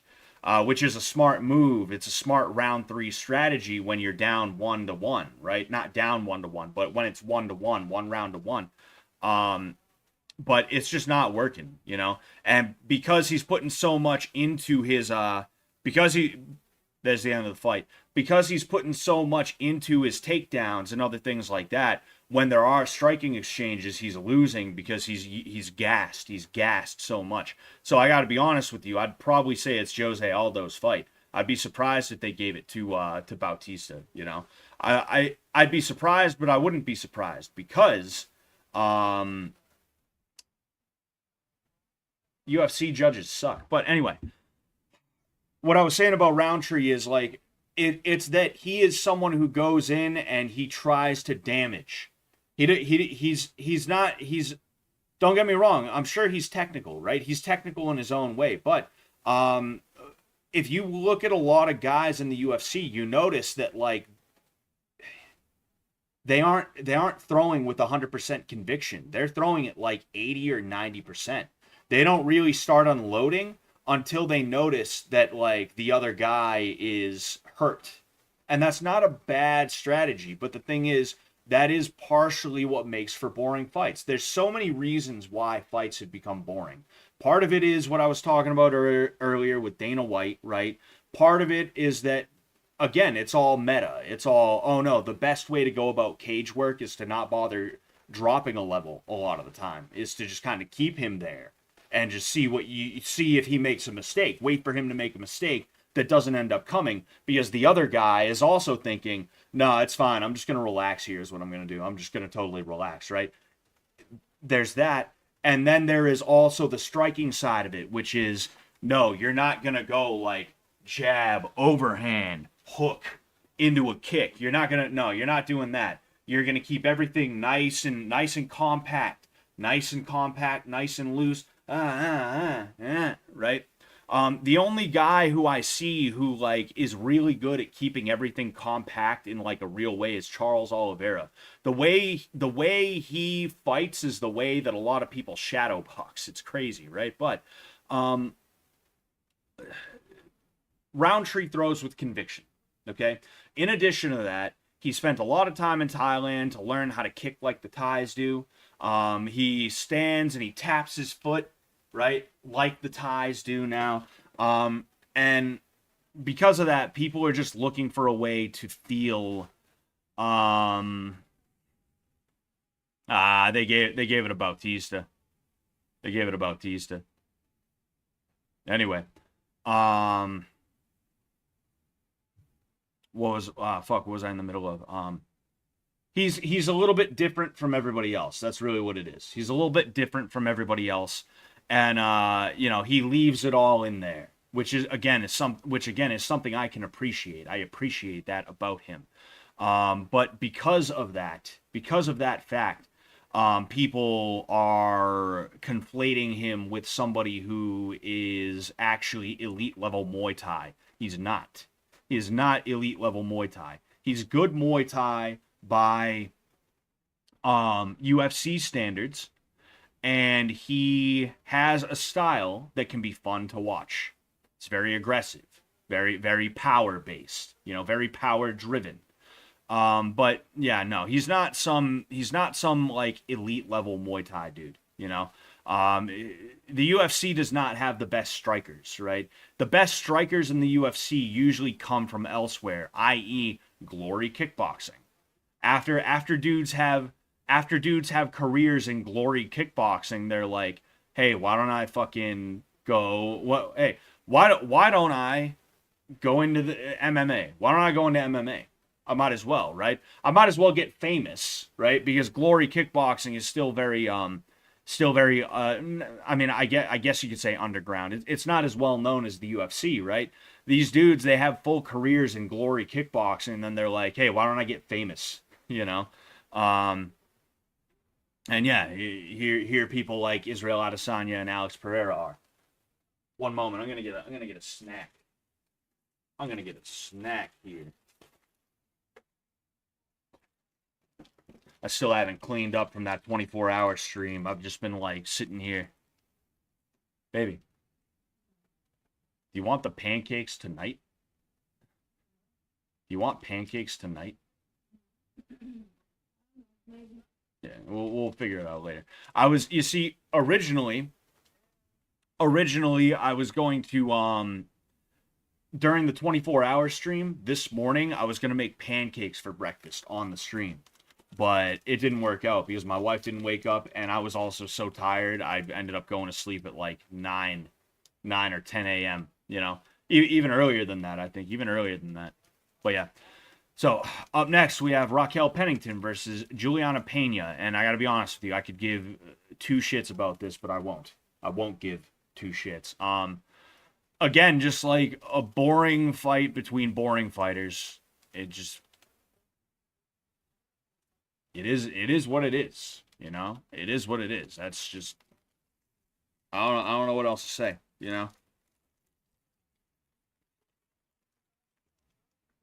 Like, speaking from a fan standpoint, there's nothing about these two that makes me go, "Oh yeah," Sorry, one moment.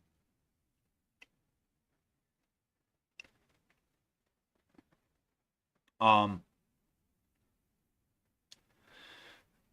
like One of the things that I find to be really annoying from people, like again, like look, if you're watching along with me, look at all these highlights that they're showing right now. Again, it's all conviction. It's all I'm trying to fucking hurt you, you know?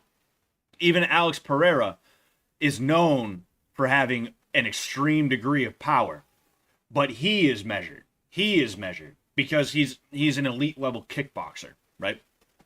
Um, Khalil Rountree, what he lacks in terms of his ability as a kickboxer, he makes up for with athleticism, explosiveness, and conviction in his strikes.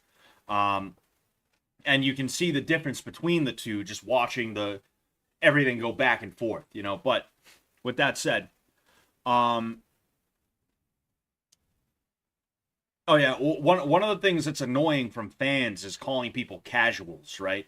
Like if you don't want to see two women who like are not the best fighters that you could see, they're a champion is not one of the best fighters on this card. A champion is not one of the best fighters on this card. Think about that. Think about that implication, right? If you think about that implication and you realize it's true, there might be some guy who comes out the woodwork and is like, "You're just a fucking casual." And it's like, yeah, you know what I am? I am a fucking casual. Get this shit out of my face. All right? I don't want to see it. It's boring. Show me good fights. I didn't get into this. I didn't get into this because Ronda Rousey was 10-9ing her way to decision victories her entire career. I got into this because I found Pride Fighting Championship. These guys putting everything on the line to deliver good fights. And now I have to watch Raquel Pennington versus Juliana Pena just so I can see the fight that I actually wanted to see, which is Alex Pereira versus Khalil Rountree. That this is what they are subjecting us to just to make us get to the good shit. And it's just so fucking stupid, dude. It's so dumb, you know. It's like what the hell? That was even going on. Anyway,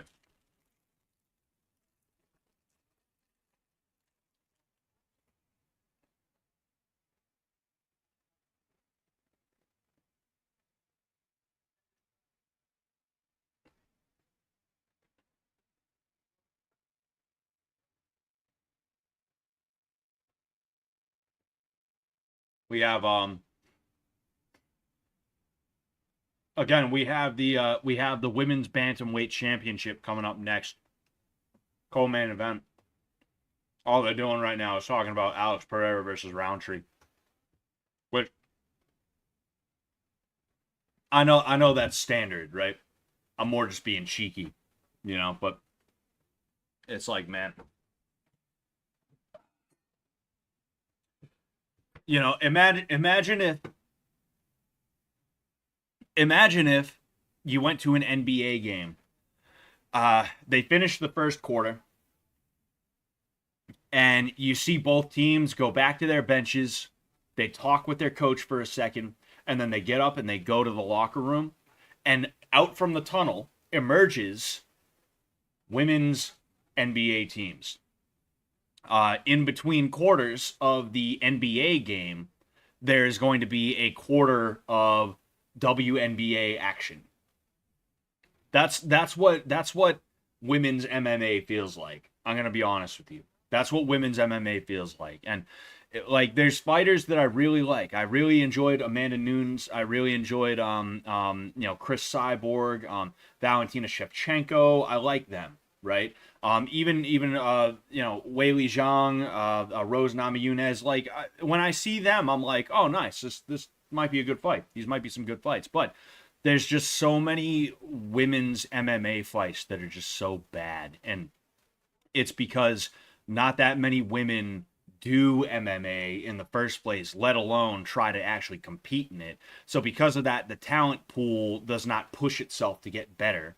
And then on top of that, it's just underdeveloped in terms of the not necessarily the skill. You know, it's underdeveloped skill wise, and it doesn't push itself to get better because again, the bar is so low to get in because there's so few people who actually will like do MMA as women that all you got to do is have like a few fights and there's a good chance the UFC is looking at you. You know, it's pretty crazy. But like again, imagine if in between quarters for NBA games, instead of it just being like either A, they get started on the next quarter right away, or B, there's like some in between quarters activity. You know, cheerleaders come out, they do like a half court shot thing. Instead of that, women's NBA teams, WNBA teams came out and they played their own quarters. So it goes NBA, WNBA, NBA, WNBA. That's what this feels like, you know. The stands would empty out. The stands would empty out with a quickness never before seen. It would be crazy the way that shit is. It would be insane the way that is. You know, and even here, apparently on the Ultimate Fighter, they were on the Ultimate Fighter together. I guess I don't know. Misha Tate. I would assume it was probably Misha Tate versus Ronda Rousey. I guess. Um, and this still is not compelling to me. I got to be honest with you because like, who cares that they like? Yeah, they're women. Of course, they were talking shit about each other. Of course, they were talking shit behind each other's backs. That's what women do. They just do that. You know, fucking, that shit's crazy.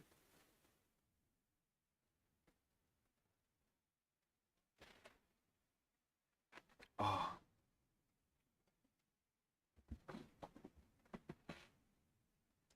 yo, Juliana Pena had yellow shorts on. I glanced and I thought she was ass naked. I shit you not. I thought she was in like a thong. I was like, what, huh? It's just like something about the filter that they had. Something about the filter that they had on combined with the yellow shorts was just like that looked like skin.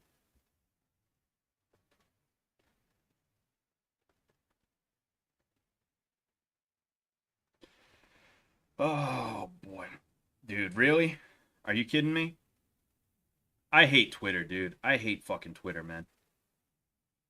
I hit send. I should know this by now. I hit send on a tweet announcing this stream. I hit send on a tweet that was announcing this stream, and it did not send until I just opened up Twitter again. Just now. It's been an hour and 41 minutes since this stream started, and I sent this tweet right here. This tweet right here. And yeah, so there's that. There's that. At the very least, we made it. At the very least, we made it, right? Dude, did you see this? Did you see this, dude? Dude, Elon Musk said, "Make America based again," dude. Dude, that's so based. Dude, that's fucking based, dude. That's so based. Elon Musk is based, dude. He really just, dude, I can't believe he said that, man. The liberals are on the fucking run, dude. Fucking based.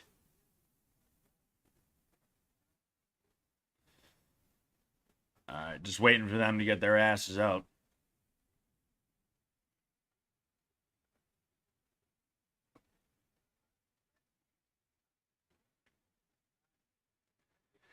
Oh boy, oh boy.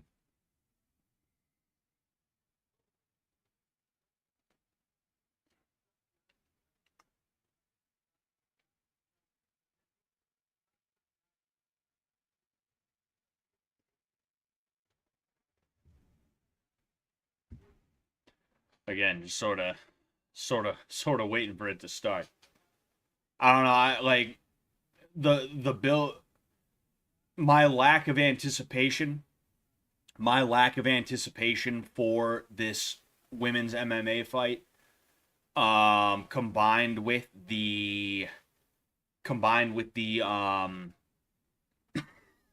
Excuse me. My lack of anticipation for this WMMA fight combined with the build-up where it showed Pereira Rountree and then it went into the build-up between these two. I'm just like, every second that passes right now, I'm just like, go, go, go, fucking go, fucking go. What are you doing? Go, go, fucking go.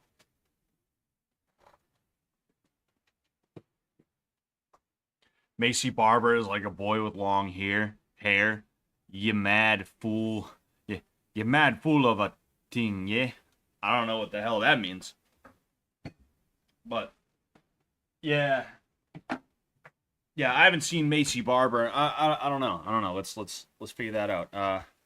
Macy Bar I almost typed her name Bar.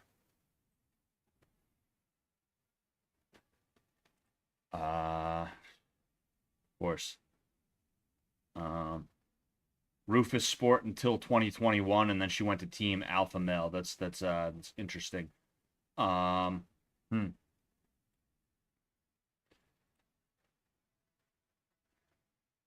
Mm,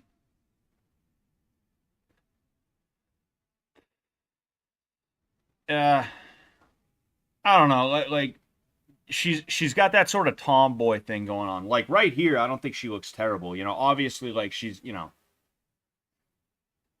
her she's got a certain kind of face, right? She's got a certain kind of face. Um,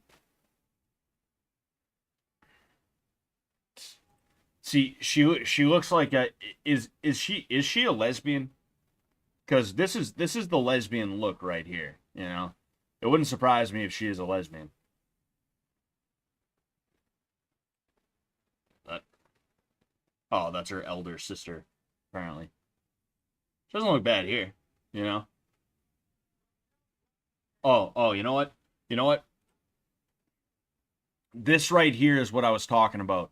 I said I like when a girl's hair does that, right? This is what I'm talking about. I know it cuts off, but you see how her hair goes, and then it goes down that way.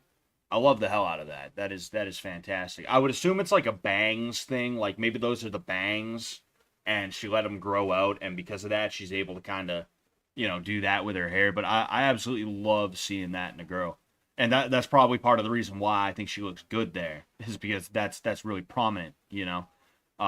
Everywhere else is yeah, everywhere else you don't really see it a ton. Uh,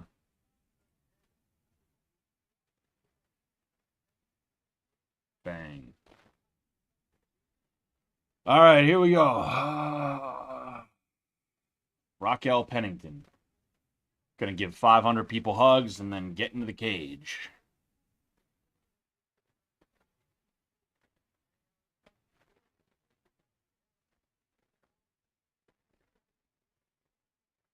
I'm just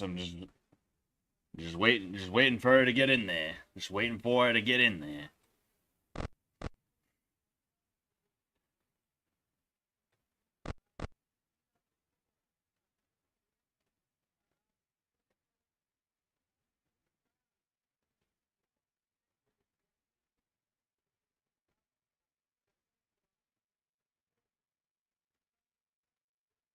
I think that's I think that was a really dumb move on the UFC is to have gold gloves for the title matches. I think that's such a stupid non change, like when it's like wrapping lead in tinsel and trying to pass it off as gold, is what that is. I don't know how the new gloves are. I don't know if they're any good, but like having the gold gloves is like, yeah, that's just stupid, dude. That's just dumb. All right, so we have to listen for the announcing.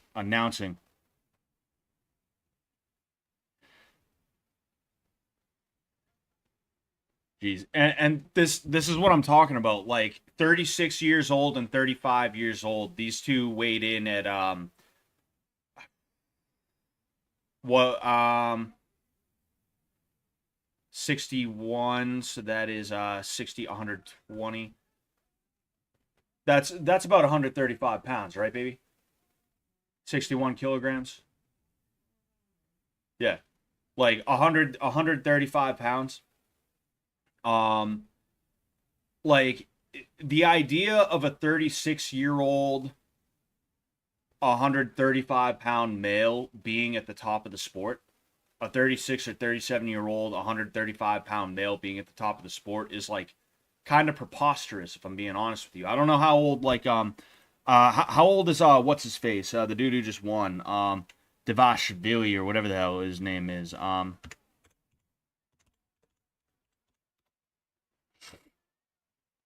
Marab. Right?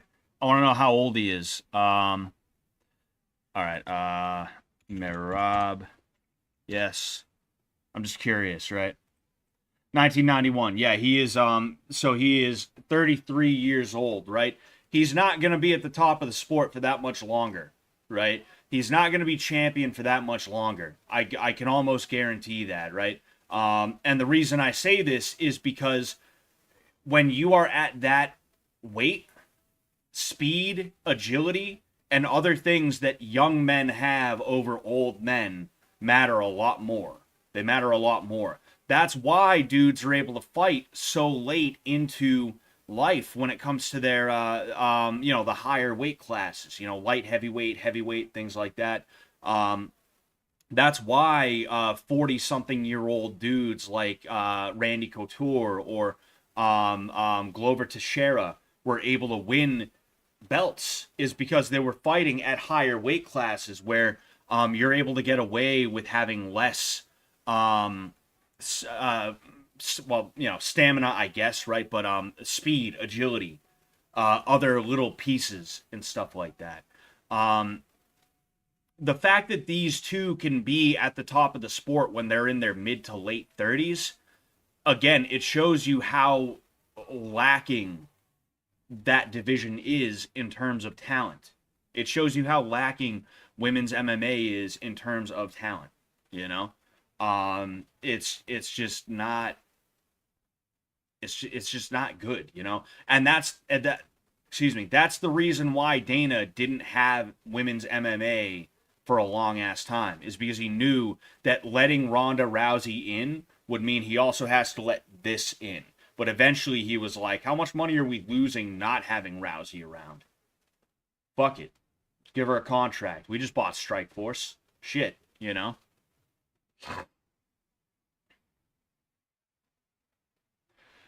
All right, here we go. Pennington versus Pena. Pena in white, Pennington in black and gold, befitting a champion, as what's his face would say.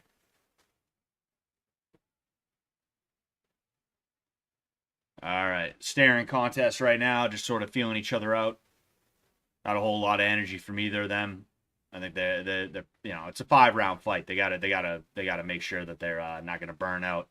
A couple of jabs from Pena, none of them really landed. Although the last couple she threw kind of stopped Pennington from moving in. Very high guard from Pena,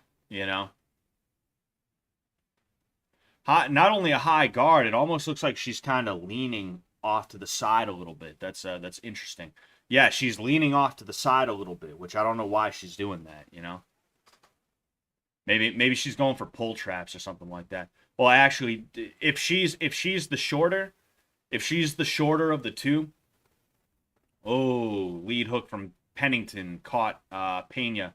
Yeah, it looks like she's the shorter of the two. I don't know if that's just because she's literally fighting like this right now. But when you change that angle when you're the shorter person, it makes it a little easier for you to stay safe in certain ways. Looks like she almost caught her with an overhand right, meaning Pena to Pennington. Looked like Pena almost caught her with a left hook as well. Pena caught Pennington when coming in. Also threw a right down the middle that seemed to connect with something on Pennington.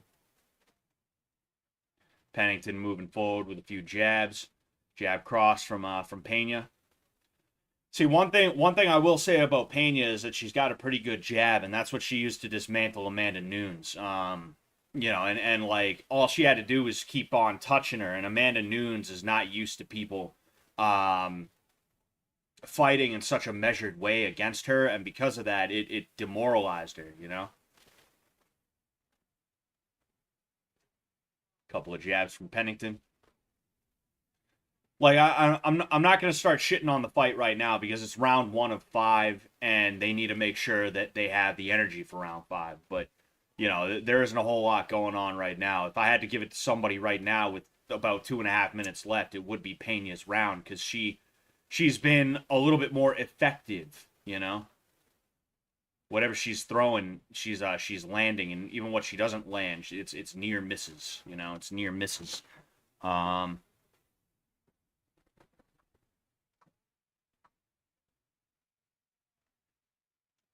Mighty Mouse is going on 40 and still faster than most of the 20 somethings. Yeah, one guy. One whole guy is able to do it. Ooh, nice left hook. Henry Cejudo couldn't do it. I get like for every Mighty Mouse that you can name, I can name a million dudes who couldn't do it, and Henry Cejudo is one of them.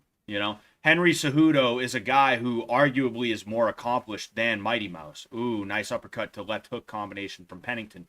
Henry Cejudo was doing this from a young age. He was doing it.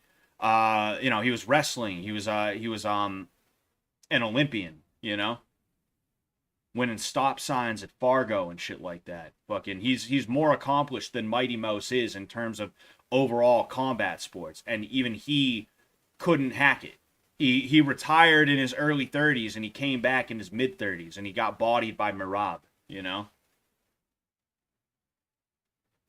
So it's been largely a jab battle, just a 1-2 battle, but there have been a couple of interesting moments where, something slips through, like that uppercut hook combination from Pennington.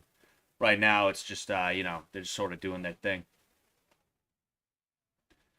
Interesting kick from Pennington. Looked like she was going for a calf kick. I don't know for certain, though. Pena getting outboxed. I'll be honest with you. I haven't been paying too close attention the last minute and a half to 2 minutes. But like the beginning of the round, it looked like Pena was doing the outboxing. Ooh, that was a nice one from Pena right there. It looked like Pena was doing the outboxing, but I don't know. Like I said, I wasn't paying too close attention.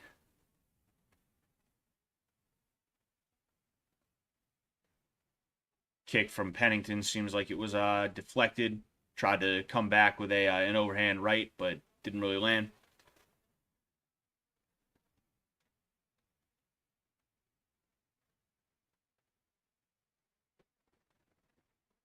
Glover was mind blowing. Was he really though? I don't know. Like, cause that's the thing. Like, I didn't pay too close attention to Glover Teixeira. I am curious about his last run that you guys were talking about. I know he beat Jan Blachowicz for the title. I'm pretty sure. And then I think he lost it to what's his face? Yuri Prohaska. I'm pretty sure he lost it there. Um, Glover Teixeira fights out of Danbury, Connecticut as well. Interesting little factoid there. That's also where Alex Pereira fights out of. So it's funny. Like New England hasn't had a homegrown MMA champion in the UFC anyway. In the UFC, but we've had two champions from Connecticut, just not from Connecticut. Anyway, all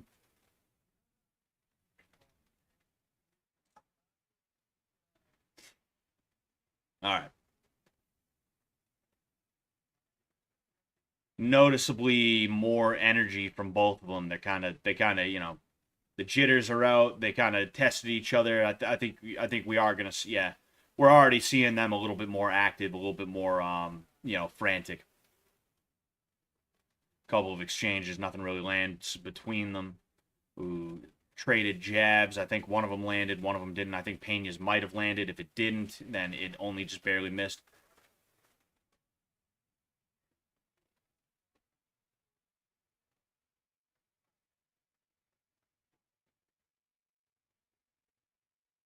Couple of pawing jabs from Pennington, pushing Pena back.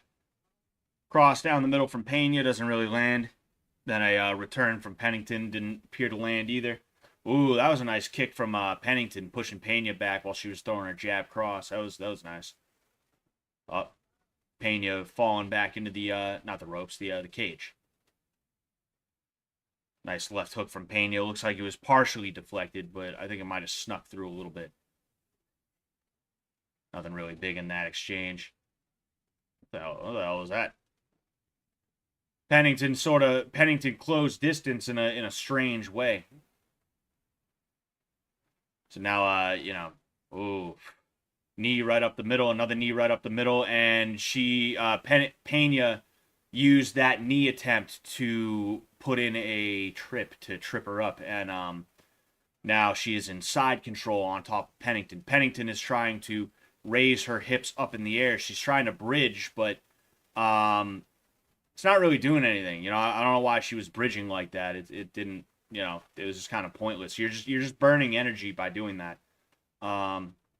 What she needs to do is she needs to face into Pena and try and maintain a guard, right? Because there, at least, she has a little bit more control over her. She's doing a good job keeping Pena from being able to use her left arm, although it looks like Pena was kind of wrestling a little bit. I don't think that elbow landed. Pennington has her right leg up in the air. That's to try and control Pena where she's at. She's checking the hip. That's what I know that move as. Some people call it a knee shield, but I know a knee shield is something a little bit different. So yeah, I mean, this is a classic jiu-jitsu side control. Like quite literally, like this is exactly the way we train side control in jiu-jitsu. One thing Pena has to be careful of is she's locking her hands, right? If Pennington rolls towards her and then rolls back, there's a chance she could actually roll Pena over, especially now that her hips are high like that. She's got to be very careful.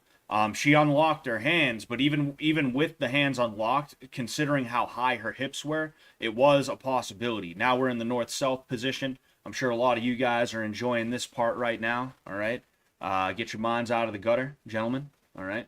Oh, it looks like Pena might be grabbing the shorts. Oh, I thought she was grabbing the shorts. She's not. And Pennington's out. Yep, she stood up. See, the north-south position can be a little bit tough if you don't know exactly how to make it work for you. Especially in something where it's like no gi. Backpack right now. We have what looks like a body triangle body triangle from Pena, but there's no choke in. Pennington goes over to the cage. She's hand fighting right now. She's got Pena's hand, which is making it harder for not just harder, but impossible for her to get the rear naked choke that she is looking for right now. Pennington has to be very careful because there's a lot that can go wrong here. She actually has a lot to lose from this position. There's a reason why you don't see many people going backpack, and it looks like she's stepping out of it right now to at least some degree, Pennington has her up against the cage, and I would assume that's partially to alleviate the fact that she has to carry Pennington has Pena up against the cage right now, and I would assume that's partially to alleviate the fact that she has to carry all of her weight on her back right now. In addition to that, it makes it a little bit harder to move around when you're being squished. But ooh, oh man, that was interesting. I thought she might have been trying to go for a standing arm triangle, which is when somebody's arm is pushed over to this side of their body, and the other person has basically from here up to there, right? So from here down through here in the middle of their arms, right? Kind of it's tough to show. Maybe I should just have my wife come over and I'll do it to her. No, but yeah, I mean, nothing too crazy there. They did open up a little bit more. That makes it a little that at least makes it a teeny tiny bit more um um it makes it a teeny tiny bit more interesting. But we'll see what they do in round three, if they're gonna pick it up even further or if they're gonna do a little bit more. Oh, excuse me, man.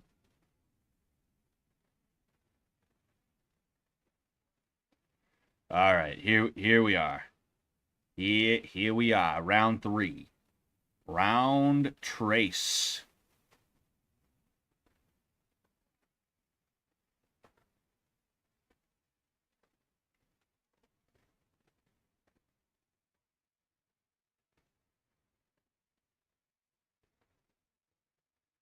Oh man. All right. Well, ooh, that was nice. That was. You see, Pena has a decent jab cross, the way she uses it. It's a little unorthodox because you see she kind of throws and then throws like that, which like it's just strange, you know. It's not powerful. It's not powerful, but it's annoying. You know, the fact that it's so annoying has an effect. You know, it's kind of like it's similar to the way it's similar to the way Nick and Nate Diaz use their punches, right? They throw a lot of arm punches, you know, real loose, real easy. It just wears you down over time, you know.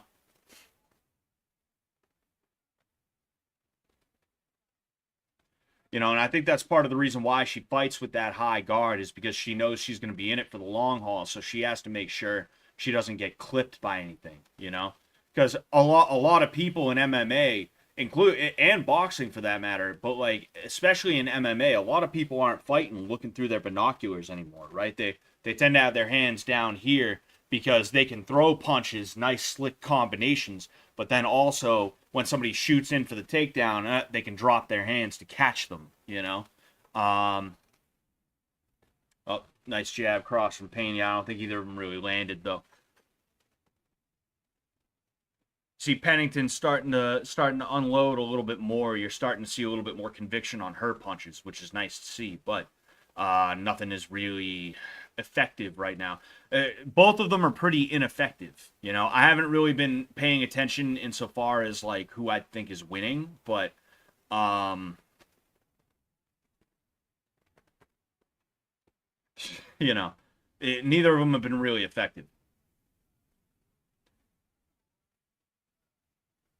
All right, body lock. We have over underhook situation. Pena is throwing knees, and Pennington is trying to stop them. We're gonna see if she goes with a knee and gets taken down again. I feel like I can see her trying to load that up, but I could be wrong. Oh, there's a takedown. Pena goes for a she ends up going for a that reap, you know. It's always nice to see some good Greco-Roman. I will say that, you know, because again, like that's kind of what happens with the cage work is it turns into like bad Greco-Roman, you know. So when you see some good Greco-Roman type shit, it's cool to see. You know, it's fun to see. All right, so back inside control, Pena just sort of hanging out, just sort of chilling, just chilling, you know.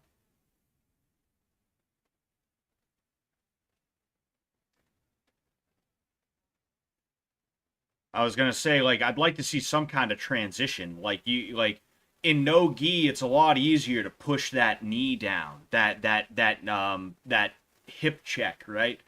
It's a lot easier to we have a back take here. Well, half a back take. We have one hook and the other hook is in, and we have a body triangle, and we are hand fighting right now.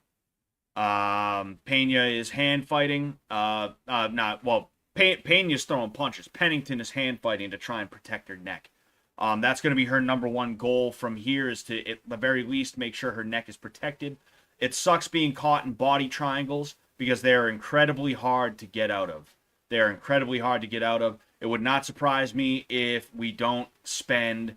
It would not surprise me if we spend Oh, uh-oh. Rear naked choke. Rear naked choke. I don't know. She might not have it completely. She's adjusting, though. Oh, no. Yeah, she didn't have it. See, the reason she didn't have it is because her chin was in, and it was at an angle where she couldn't finish it by making it into a neck crank.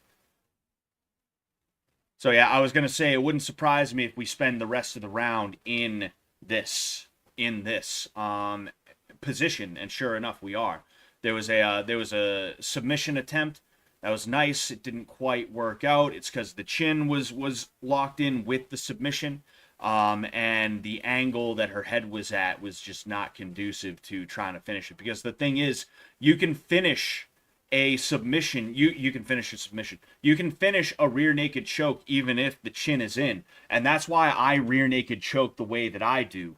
One thing that kind of got under my skin a little bit, right? Is somebody said that I don't rear naked choke the right way. I guarantee you it's some like three stripe white belt, some like two stripe blue belt, some guy who like he doesn't have any business teaching a day one guy, let alone trying to tell me anything, right? Um, when I rear naked choke, what I do is I catch the neck, all right? I go in, so I now have the choke in here. And what I do is I put palm to the back of the head, I take my cheek, I squeeze, shrug shoulders, and I push with my head as I'm pushing with this too, right? So I'm there. Because not only am I squeezing the carotid artery, but even if the chin is in, I'm going to compress the chin so much, you're going to tap just based off of the fact that you feel like your jaw is going to fucking break, you know? And that's why I squeeze the way that I do on the rear naked choke, because it's a much more head kick that I don't know if it landed, but it looked like it. Ooh, nice punch from. Okay, they're letting each other have it right now. That's pretty cool. That's pretty good to see. Yeah, round four, I believe. They're kind of opening up, the championship rounds. But yeah, like you can finish a rear naked choke with the chin in. You don't have to remove the chin by like, going under the nose, because that's a way you can use the nose as a lever to push the head up and then get access to the throat. If you squeeze hard enough, and I don't just mean like she got caught with that kick. She did get caught with that kick. She just rolled with it the right way, right? And I think that was completely and totally like coincidental. I don't think she was like, I'm gonna get hit with a kick. Just the way she was moving with the kick. So I think that's what kind of saved her a little bit.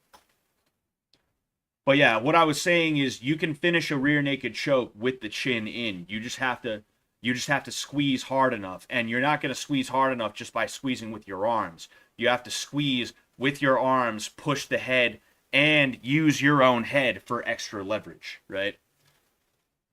There's a lot of people out there who they don't know what grappling really is. They don't know what fighting really is. They go to jujitsu, and because their black belt told them one way to do things, they think they know something with their fucking like two stripe two stripes on their white belt. Their brand new blue belt, so they think that they know things, but they don't. They don't. They're really just like jujitsu wannabe fighter soy boys. And that's something that annoys me, no matter what the context is, whether it's someone trying to tell me like, oh, you don't do it right, or if it's like some asshole who's like, well, you see, guard pulling is actually a good thing.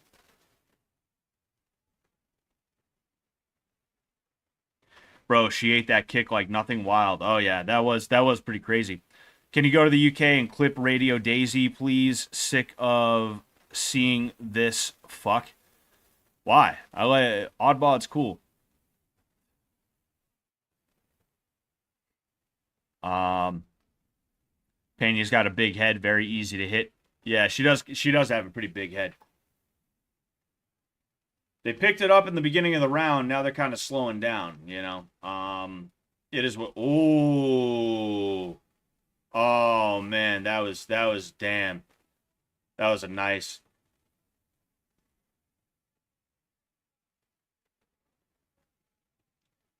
Honestly, like,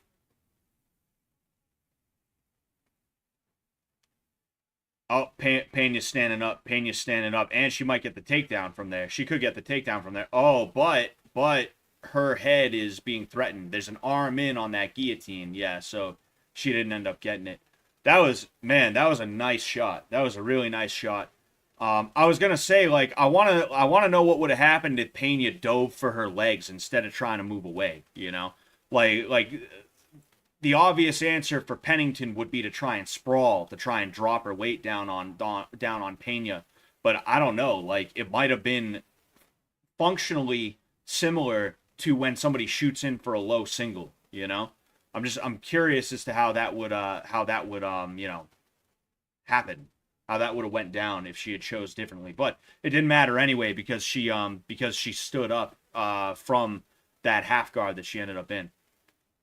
Oh, and Pennington's bleeding from the nose. That's interesting.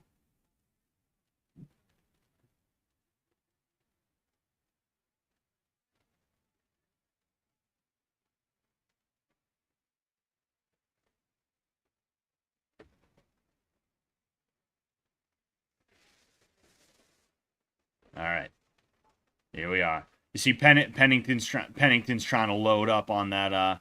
Pennington's trying to load up. Pennington's trying to load up on that.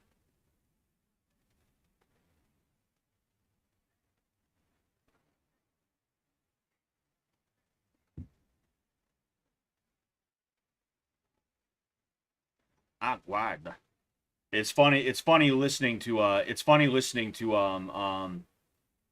Brazilian man. Yeah, that kick was really good. I was saying it's funny listening to Brazilian UFC shit, and I didn't know it, but it's Nogueira and Maya. Which oh, my wife is fast asleep right now. She is knocked out. She is like this, laying in bed like this, sitting up on the headboard. Like, yeah, one of the Nogueira brothers is one of the announcers for UFC Brazil, and then Damian Maya is the other one. I had no clue about that, which is pretty hilarious. You know, those are two legends of the game. All right, so round five of this shit show. Round five of this shit show. Round five of this shit show. Joshua Tomeo says smoke break is over. Continue the men's division. Dude, you should have did too, dude. It's a championship fight, you know? Um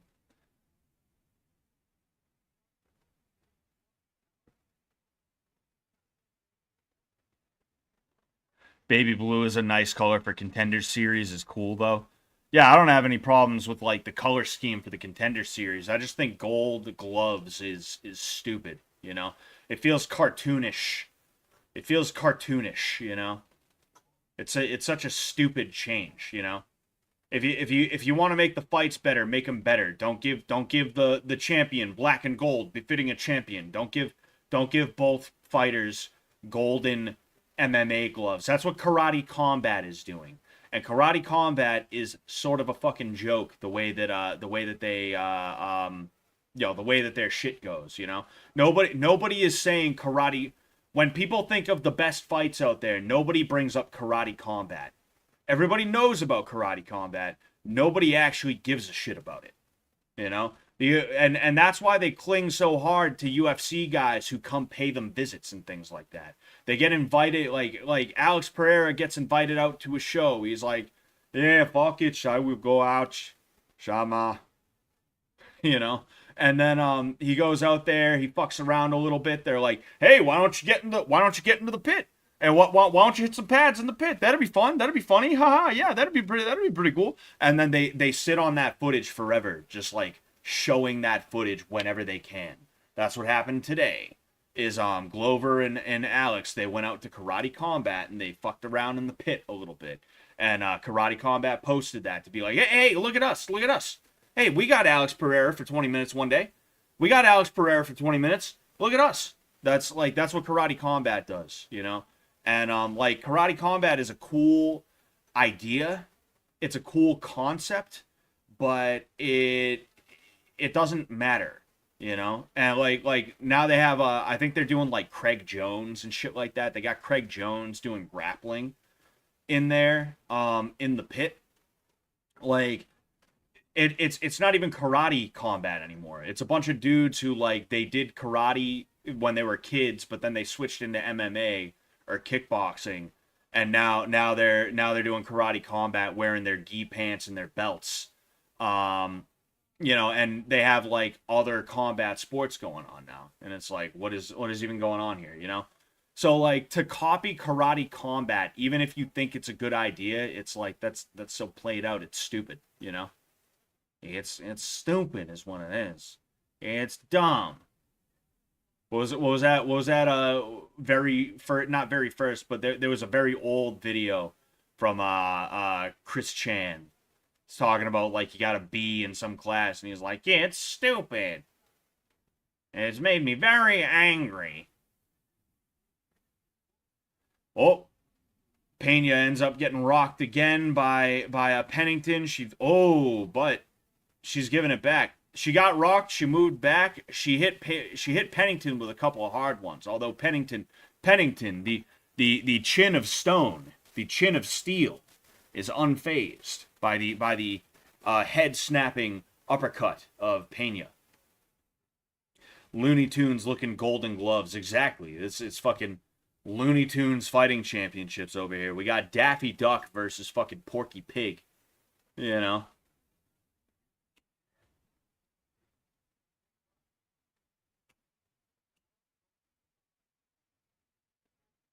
Should be a real fun round five. Oh, dude, the funnest round five is what it is what it should be. The funnest round five.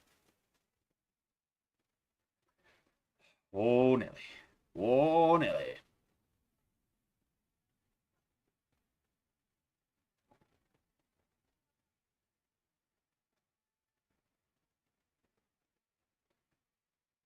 Oh, that was nice. That was nice from Pena. Like I said, Pena has a nice jab cross. You know, she's able to land it with consistency, and it's not fun to get hit with, especially this late in the fight. You know, and it especially sucks when you hit someone with everything you've got, and either A, you don't hurt them, or B, you hurt them, but you're not able to capitalize on that to finish. And because of that, you're just getting bopped. It's just like that's what's happening right now. Is Pennington's like really trying to let Pena have it, and Pennington is like Pena is just like, okay, bang bang, just jab cross, just touch touch touch touch. That's all that's happening. That's really demoralizing. You know, it's really demoralizing. Oh man. All right. Well. Well. Well.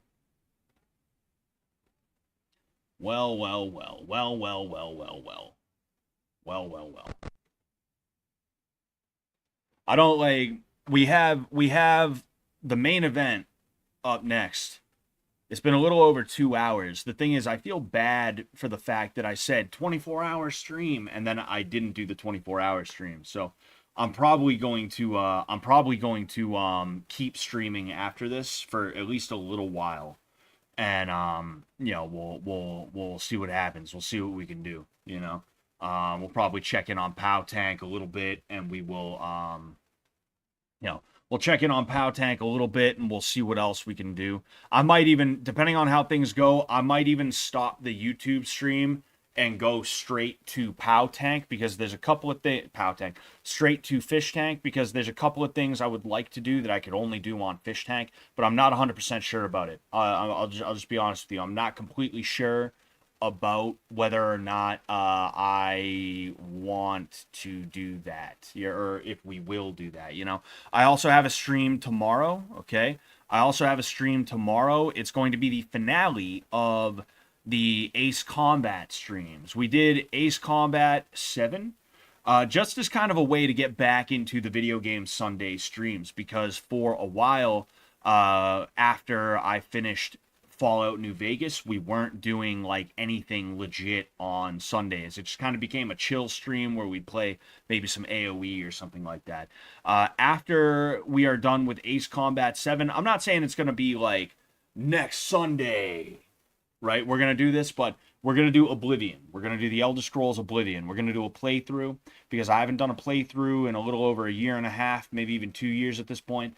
And I feel like it'd be fun to do a bit of a playthrough with you guys. Maybe even go over some things that I typically wouldn't do because when I play the Elder Scrolls, I know I'm not the only guy that does this, but when I play the Elder Scrolls, I typically do whatever race is native to the area. So like when I do Skyrim, I typically play a Nord.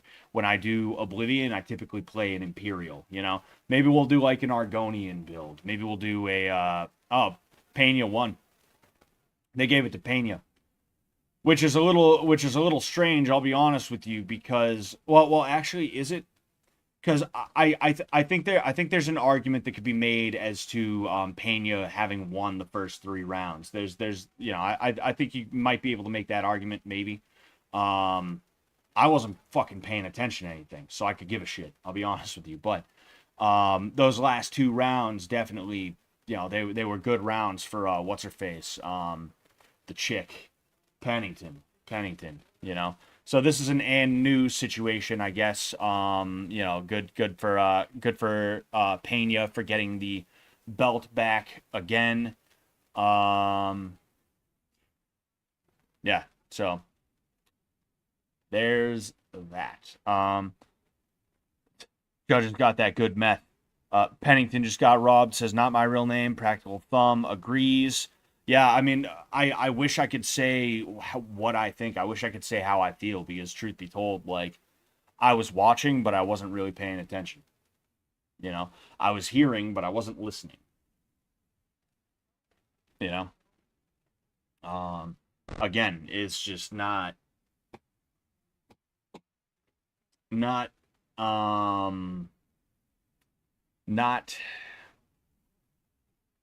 compelling. It doesn't compel me. But yeah, so we're gonna get started on the Elder Scrolls Oblivion, and I'm gonna have a really fun time with that. I think you guys are gonna like it too. I hope you guys are gonna like it. And you know, we're gonna go ahead. We're gonna do our thing. We're gonna have our fun.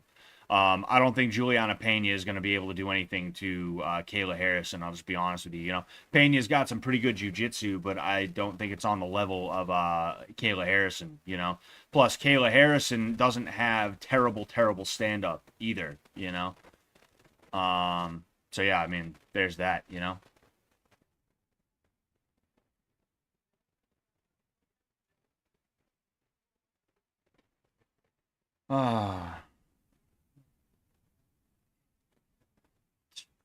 Raquel's got her daughter.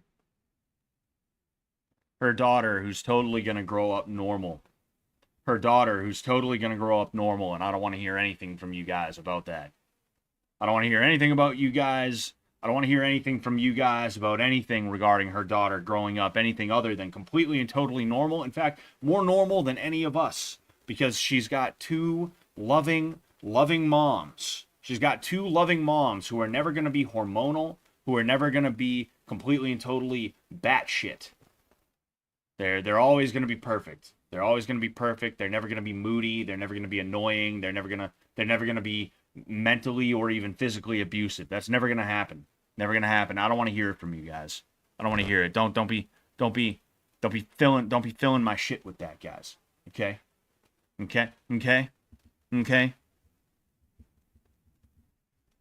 Shit fight, abhorrent decision. Yeah, I was it the worst fight that I've ever seen from women's divisions? No. However, with that said, definitely was not a great one. Was not a fantastic one by any means. That is for sure.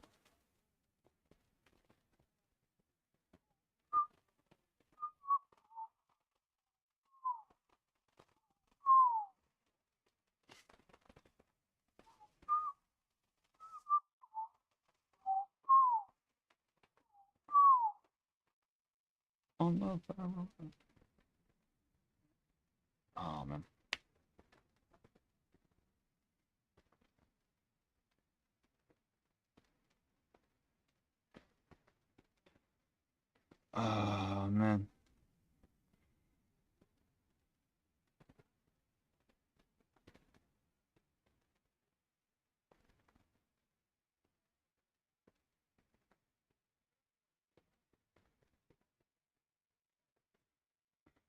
Oh, man.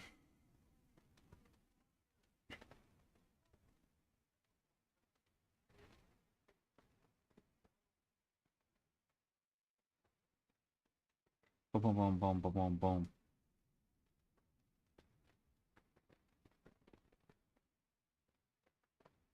I'm literally just I'm literally just waiting. I'm just like going through shit. I'm like, all right, fucking, what do I need to get done?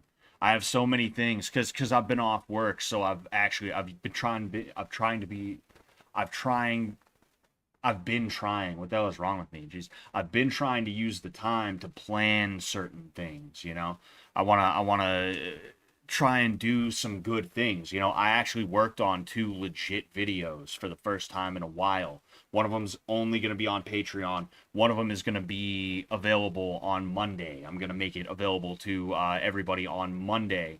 So, stay tuned for that. It's going to be 20 pieces of advice for 20-year-olds is what it's going to be. Um, and I want to use this time off to plan good things for myself so that hopefully I can make this time off into quitting this fucking godforsaken job so that I can just make MMA and who knows, maybe even this is my full-time thing, right? I'll be honest with you. I don't think this will ever be something where I can depend on it on that level. But if I can get this to be something where like I get a couple $100 a month, I'd be perfectly happy with that. I'd be fine with that. Something where it's like, all right, nice date night with the wife, right? Oh gee, I got $200 from the YouTube channel this month. Let's go to a nice ass restaurant or a restaurant that might not be as nice, but let's just not eat all day and just go there and absolutely pig the fuck out, you know? Fucking Asian buffet, nice Italian restaurant that's also like, the type of Italian restaurant where it's like nice food, but also people take their kids there after like a baseball game or something like that. It's not like I'm gonna show up in anything like it's not like they're gonna kick me out because I show up in shorts and a t-shirt, like that kind of thing. Like I'd be perfectly fine with that. YouTube is Scott's margarita money. Honestly, yeah, yeah, oh yes.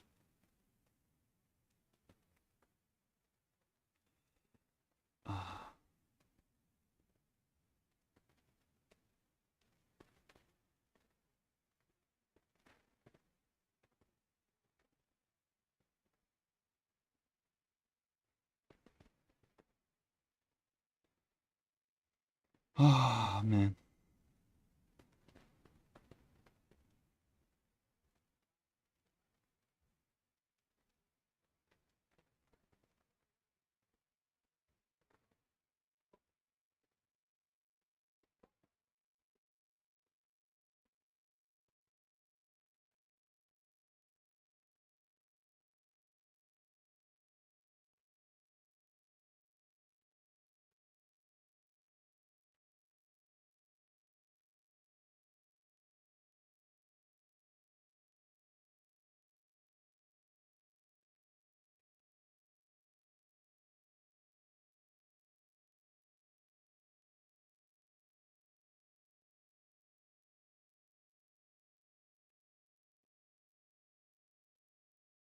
All right.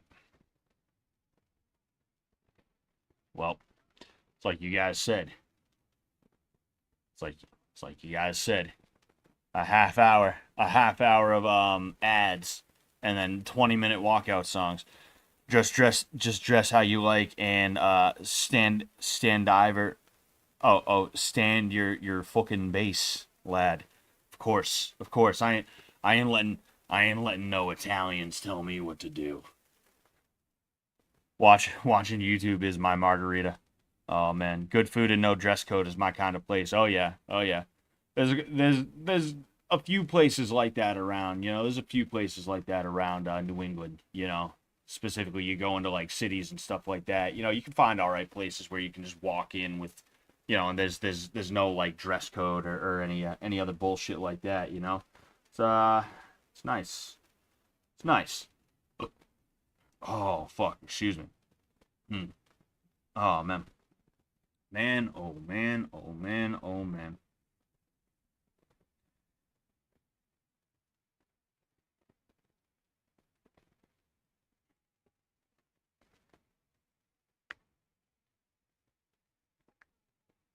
Just waiting. Just waiting. Man. I'm like usually I would fill this time with a bunch of talking about stuff, but like with everything that with everything that's gone on over the last day or so, with everything that's gone on over the last day or so, with me like in the 24-hour stream, it with everything that's gone on in the over the last day or so with the 24-hour stream, that um I'm just like I'm just I'm kind of like my wife right now. Like I wish I could show you guys my wife because it's just so funny. She's just like that's her right now, you know. Um, man,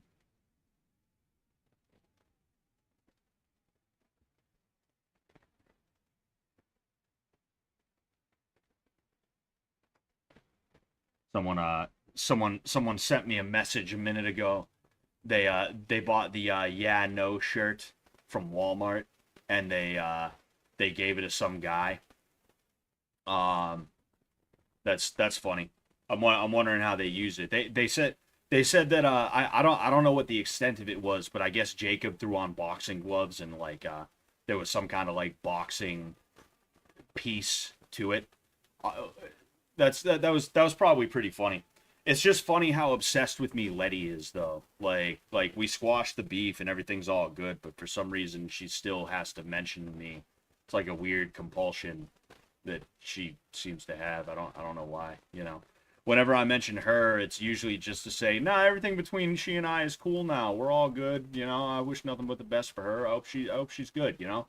If she comes back for season 3, I think she'll do a good job."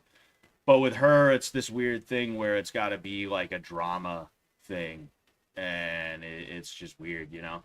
It's like gonna take low key shots at me, and then when I'm like, "Oh, what are you taking low key shots at me for?" It's gonna be, "Oh, are you mad? Are you mad? Oh, you're mad. You're mad. You're mad. I think you're taking it too seriously. I think you're mad." And it's like, well, I mean, you're being disrespectful, so stop being an asshole. I guess I don't know. It's just fucking weird because like I'm chilling, not doing or saying anything about her, and everything has to go back to me. Everything with Letty has to go back to either me or some weird horoscope girl type shit. And I'm not the only one who's noticed that either. You know, it's got to go back to me or horoscope shit. You know, let's make Tinder profiles, but we'll pretend to be each other. I'll make a Tinder profile for you, and then you can make a Tinder profile for me. Everything's got to go back to like Taylor Swift girl shit. You know. It's fucking. It's just. It's fucking weird. You know. I'm not funny. I'm not funny. Letty is a comedic genius though.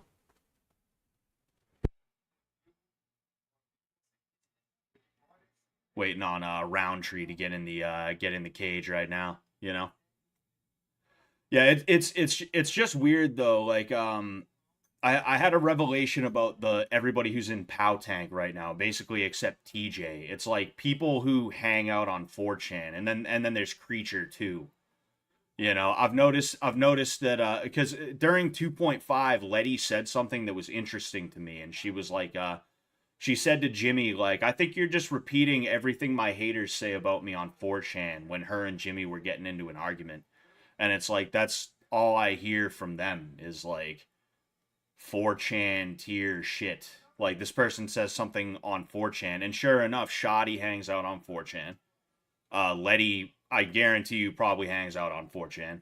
You know, if not, then she probably gets it through some kind of osmosis or something like that. You know, Jacob doesn't really talk that much shit to my understanding, but also For him to be like, yes, let's do and say things that are specifically designed to like try and provoke Scott. It's like, yeah, you might not want to do that because, you know, it's just that causes unnecessary tension between us for no reason, you know. It's only funny to people who don't have the best intentions for both of us, you know. Fucking you don't want to cater to the wrong people, and you don't want to shack up with the wrong people whether you like someone or not, you know. Fucking I'm the enemy of my enemy is not always my friend, you know. And that's why I've even when I was beefing with Letty, I tried to make sure that I kept a certain distance between me and some of the more toxic elements that don't like Letty, is because I know, like, all right, I don't want to court these people. I don't want to court the people who share certain things about her, if you catch my drift. I made the mistake of making a joke to the wrong person once. I still feel like a bit of an asshole for that. Whoops. It truly was a mistake. I don't walk on eggshells around people. And I especially don't look at someone and think, like, what's the worst thing that's ever happened to them? I'm going to think that first when I see someone for the rest of my life when I see them. But, like, I wasn't going to turn around and be like, oh, you know what, Letty, you're being mean to me? Well, because that would have been terrible. That would have been awful, you know? I don't have my wife wakes up just in time to watch Alex Pereira. She's sitting on the bed like this now. It's cute. But yeah, like, because me, like, I don't have hate in my heart like that. You know, not to sound like some like leftist like asshole about it. I don't have hate in my heart like that. I'm not a hateful person. I'm not someone who's looking for someone to bully. I'm not someone who's trying to make anyone uncomfortable in any way, shape, or form. Unfortunately, not everybody is like that. Um, and I think it's kind of the default mode that people operate under a lot of the time because we are egoists first and foremost. And you know, because of that, I tried to make sure that I didn't cross certain lines when me and Letty were beefing. But she and we shook hands, and now for some reason they keep on being weird about it, you know? And it's obviously like low key shit that's high key enough to get me to talk about it in the first place. So I'm kind of feeding into it. I'm kind of oh, okay. All right. I thought this thing right here, right? I don't want to show you what it is because, you know, it's actually something personal, but I thought it was like when you rip a condom wrapper. I was like, wait a second, what is this thing? Huh? But no, it's a sticker from something. But Alex Pereira is entering the octagon right now, you know. I get like, you know, I'm giving them what they want to a degree by talking about it, but I'm also not gonna freak the fuck out in a way that's like, but how, dude, the yeah no shirt, and then you're doing boxing with them, dude. What the fuck, bro? Dude, what the fuck? Like, no, you know, I'm just gonna be honest about it and be like, yo, that's pretty fucking dumb. You're kind of dumb for trying to do that, you know. It's rude. It's rude. It's inconsiderate, sir. It's rude and inconsiderate, you know. But if I can be honest, that's the difference, you know, is that like I'm realizing there's content minded people and then there's people. I'm a person. I'm not a content minded person, you know. There's certain lines that I won't willingly cross on purpose. And I actually add value to the world around me outside of, hey, I released a video, or hey, I did this thing on this web this internet show, you know. I help people to protect themselves and to feel confidence. I help people to grow up into and develop into better human beings, you know. And if they're already grown, then I help them to solidify themselves as better human beings who are able to protect themselves, you know. Um so it's like whatever, you know. If people who don't do that kind of thing, if people who the only thing they have is making content on the internet show, if they want to like fuck with me that way, it's like whatever, bro. I don't care. You know, you go ahead and you do your thing. It's just weird to bury the hatchet with someone and then like a month or two later, because they have nothing else they can do to like be interesting, they're back to, hey, let's try and start shit with somebody, you know?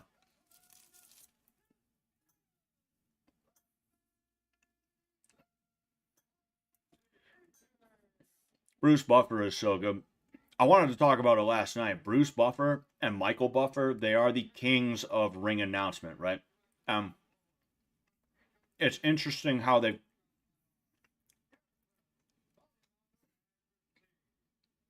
excuse me, it's interesting how they both have developed their own little style. If you pay attention to Bruce Buffer and Michael Buffer, the boxing and the UFC announcers, they're half brothers, believe it or not. Bruce Buffer has kind of established sort of a he's established a like a gladiatorial sort of vibe, a gladiatorial sort of feel to his ring announcement. Like, just listen. Like, I already fucked up talking over the "it's time," right? But just listen to it.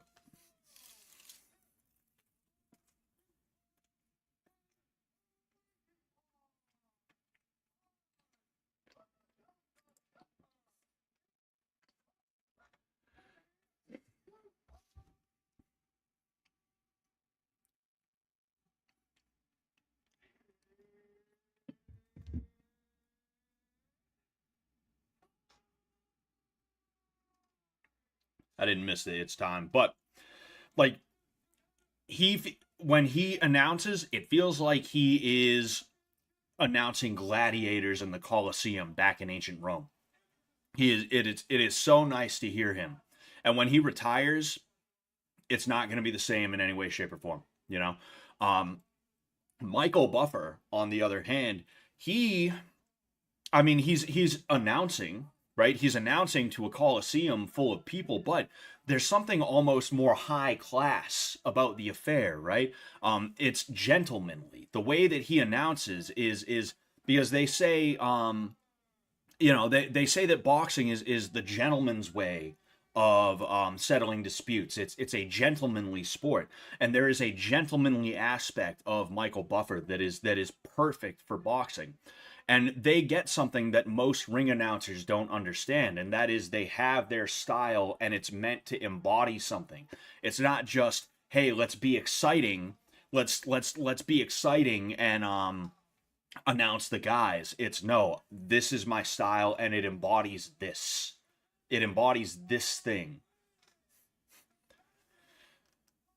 Like, listen to this.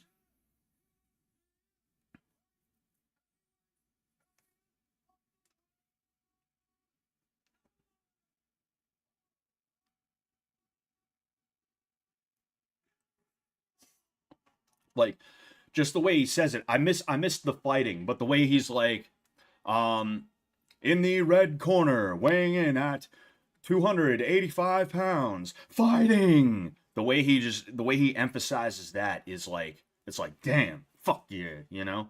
And then Michael Buffer is like the reigning, defending, the WBF, WBF, the reigning, defending WBO heavyweight champion, the reigning, defending IBF. IBF is like influencer boxing, I'm pretty sure, but you get the idea, right? There's just the the style, right? The style between the two is brilliant.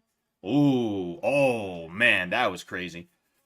See, I will say this is one of those fights where anything that happens is going to be like, oh, you know. I am really excited for this. Look at how much taller Pereira is to Rountree. That is crazy. And this is one of the reasons why I feel that Rountree may not take this home, is because he's going to be very handsy, because he has to be. And Pereira's going to use his range to time him coming in to throw his explosive movement, you know? Um, all Pereira needs is one left hook, and everybody's going home early, you know? They don't get paid by the hour though. That was pretty nice that Roundtree was able to invade his space like that though. You know, if he's able to continue that, it's going to be a very interesting fight. Again, Rountree invading the space. He's not really landing anything, but the fact that he can get in there in the first place is very good.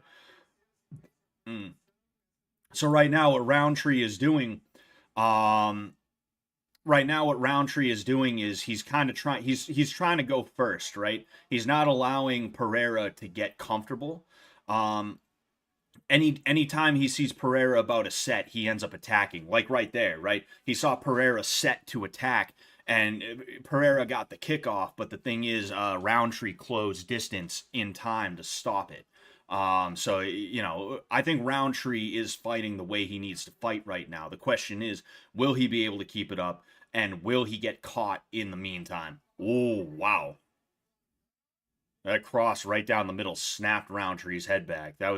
You could see that was a hard cross. I'm surprised he isn't. I'm surprised that didn't hurt him more, or maybe it wasn't. Maybe it looked worse than it was. But the way I saw that was like, oh, Pereira throwing kicks to the calf.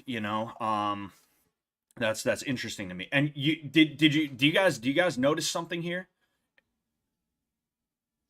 Oh man, not really many kicks from Roundtree right now, and he isn't standing like the ties do. You see how he's got that bounce. You see how he's got that 50-50 weight distribution. He's not tapping his foot. That's exactly what I was talking about. Is Roundtree's Muay Thai is only good insofar as he's good by MMA standards, right? And like, don't get me wrong, like he's a really good fighter, and I like his style. Like I said, everything he throws has bad intentions on it, but he wasn't gonna be playing around with that whole "all right, let's tap the foot" type of thing with someone like Alex Pereira, because he was gonna absolutely get bodied. And again, the size difference, or specifically the height difference. Roundtree is smaller, but he's actually a little bit wider than Pereira is, in terms of the muscular distribution. Oh, it is nerve wracking, right? Seeing Roundtree moving forward. I do want Pereira to win. I like Pereira, a little bit better than Roundtree, but it's nerve wracking seeing him move forward, because Pereira fights with his chin out, right? He fights with his chin out, and that is scary, because all it's going to take from Roundtree is one. All it's going to take from Pereira is one, and it wouldn't surprise me, right? The way Pereira is fighting right now, I think he's probably trying to time that left hook that he's kind of become known for. Um, he's not take. Ooh, that was caught kick into what was supposed to be a sweep. But that was pretty good. That was pretty good. But I was saying, you're kind of seeing Pereira not being very active, and I think he's probably trying to just get a feel for Roundtree's explosiveness, Roundtree's timing. He's throwing a lot of jabs and stuff like that when he's not throwing those kicks.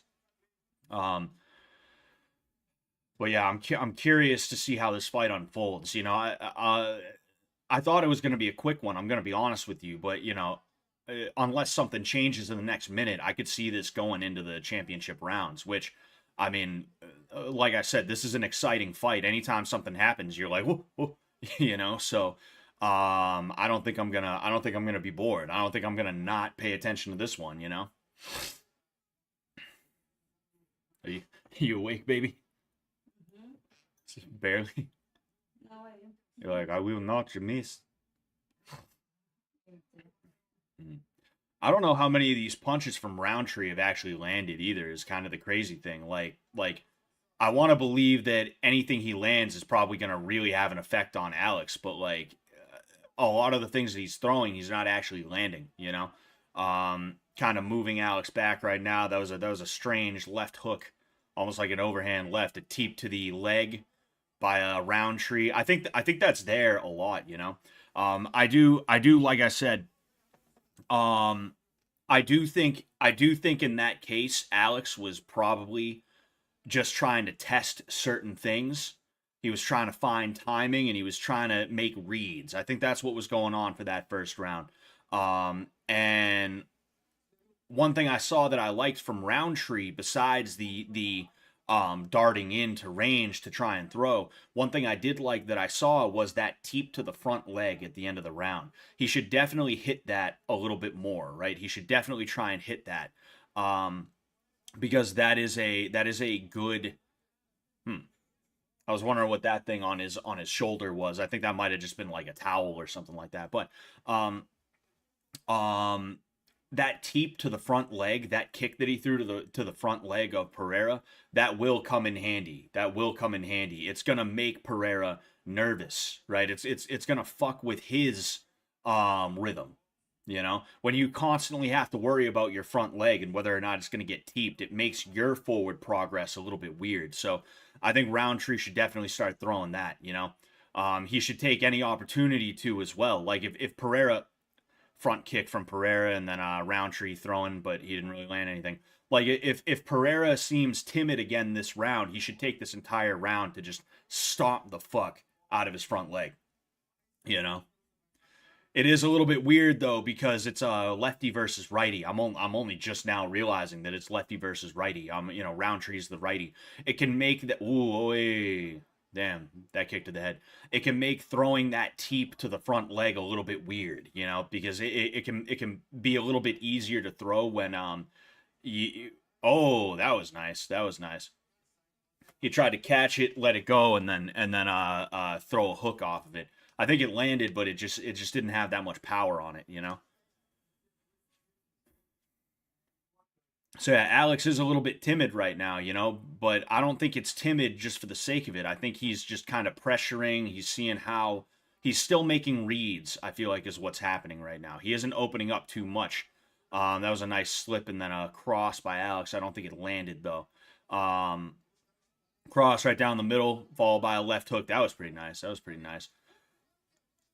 Yeah, I think Alex is just still making reads. That's really what it is at the end of it all. He's just making reads, and he's oh that was nice. It looked like I'm not sure, but it looked like he tried to hook the leg, right? He did a front leg kick and then he hooked behind the knee. I'm curious to see if that ends up on a replay. Probably not. It wasn't that significant, but it was cool to see, you know.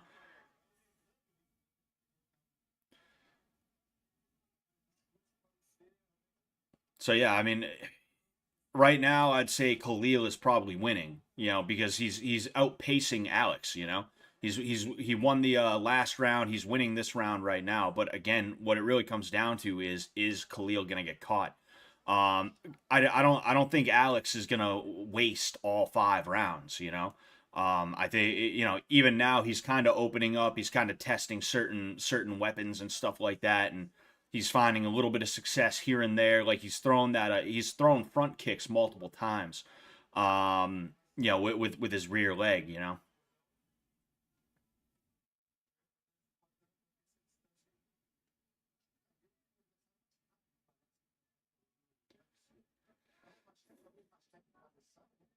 Yeah, I mean, Alex is just standing on him, and you can already see Roundtree. You can already see Roundtree. Oh, I leveled up on the fish tank site. You can already see Roundtree slowing down, you know. He's not throwing combinations the way that he was and he's not being the aggressor in the way that he was, you know. And I think that's also part of the reason why Alex was kind of, you know, timid is because he knew like, all right, this dude is a light heavyweight. He is very muscular, you know. There's no way he's going to be able to keep that up. He's just not going to keep that up. It ain't going to happen, you know. Um, you know, so he's just letting them gas out, and it's already happening. You know, the worst thing you could be with somebody who has a lot of power is gassed out. You know. Oh wait, oh man, dude, I looked at the chat as that happened. I fucking looked at the chat. What happened, baby? What happened? What happened there? You didn't. Fuck. Both of us missed it. I looked at the chat to read a quick chat because I was like, oh, that's a good point. Someone said, Alex getting more comfortable towards the end of that round. I don't know if he got dropped or if he threw a kick and it caught. They caught the kick and he fell over. I don't know which one it was. You know. Mm. You fell asleep for a second, baby.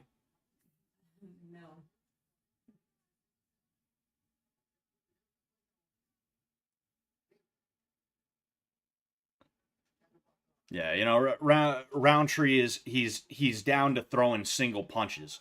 Like there was nice. There was nice. He threw what, like 3 or 4 punches back to back, but now he's really only throwing one, maybe 2 punches at a time, and that's because he's getting tired. He's also getting walked down without Alex having to even do anything.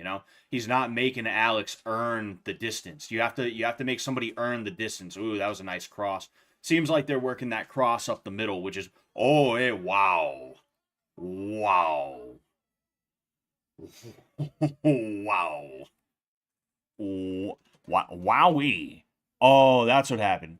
Oh, that was nice. That was really nice. Good for him on that one. Nice. You see, and that's Roundtree's game plan working. That's Roundtree's game plan working, right? As far as that kick goes, I'll be honest, I think that was more just good timing, right? But that first knockdown was Roundtree's game plan working exactly how it needs to work. And in that case, he just capitalized off of that high kick. But everything else, I will say, is Roundtree, he's not making them earn the forward progress. You got to make somebody earn forward progress. You can't just let them walk in on you. You have to at least be throwing jabs out there, right? Making them think about what could be coming at them when it ends up happening, right? At the very, because it doesn't matter who you are. You don't want to walk into a jab if you don't have to, right? And because of that, when you start throwing even light pawing jabs out there while you're moving backwards and he's trying to move forwards, it's gonna kind of mess with him in a way. He's gonna be like, oh man, when can I move in? How can I move in?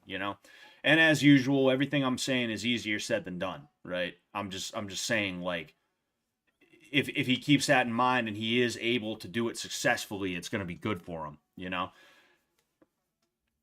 see now Roundtree, he's literally just running away, and you see him looking through his binoculars. There's that cross up the middle. Man, you see, and Roundtree's game plan is working for him, and he's exploiting pieces of Alex's game that are a little sometimes. Like Alex Pereira is someone who, like, it's crazy to watch him, but it sucks to watch him sometimes because the way he fights is so stiff. He's not stiff, but it looks stiff. Um, and you see he fights with his hands down, his chin up. And Khalil is using that to his advantage. He's waiting for Alex to throw something with power. He's making sure to get the fuck out of the way of it, and then he's returning with a few more. And that's why he was able to land that head kick. That's why he was able to land that overhand that he threw. It's because that's his game plan. Oh, hey, ooh, nice. That's his game plan. And Alex's hands are still down. And it's bothering me. It's bothering me. Yeah, if it was me that was in there, dude. If it was me that was in there, dude, I'd be keeping my fucking hands up. But that's the difference between me and him, is that I know how to fight. I know how to fight. Unlike these guys. I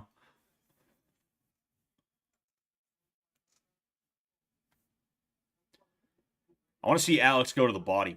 I want to see him go to the body with his cross. He hits hard. If he goes to the body with his cross or even his kicks, he can lower that.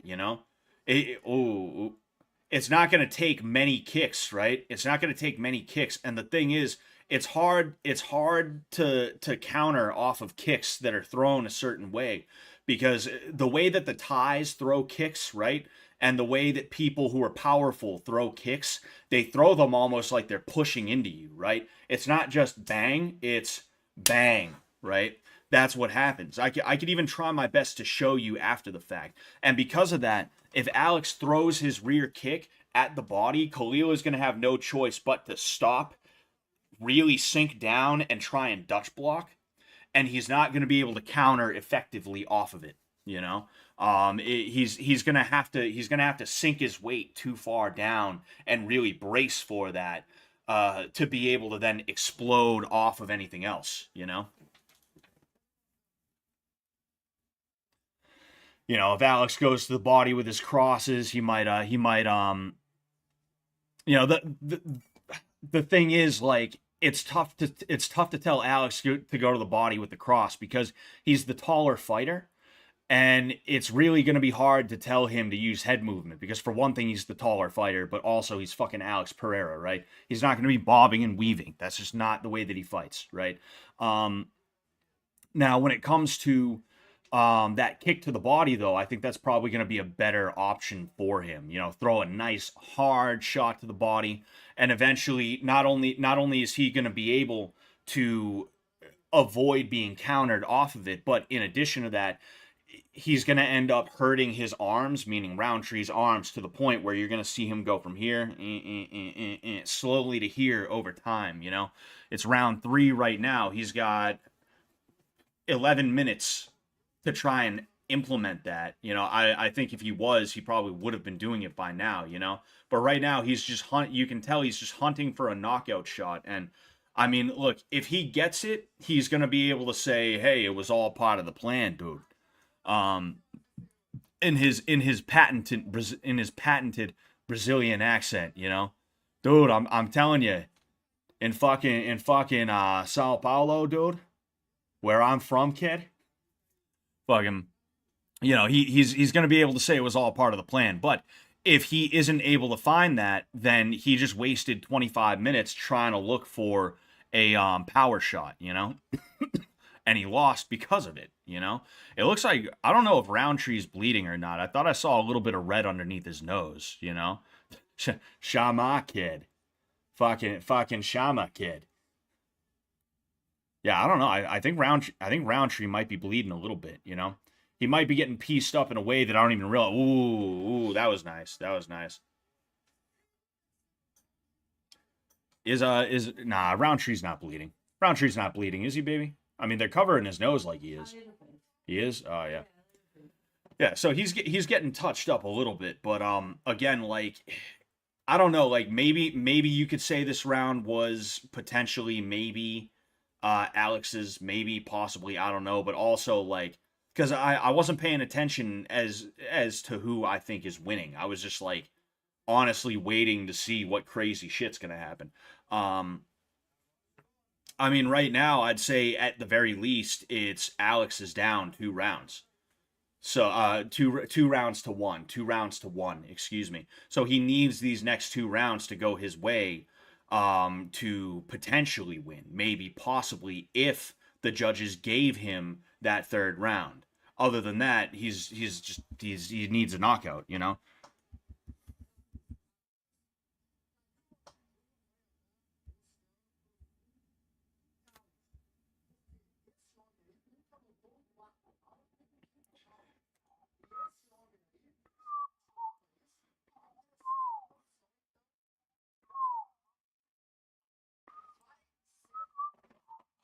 Oh shit, we're on.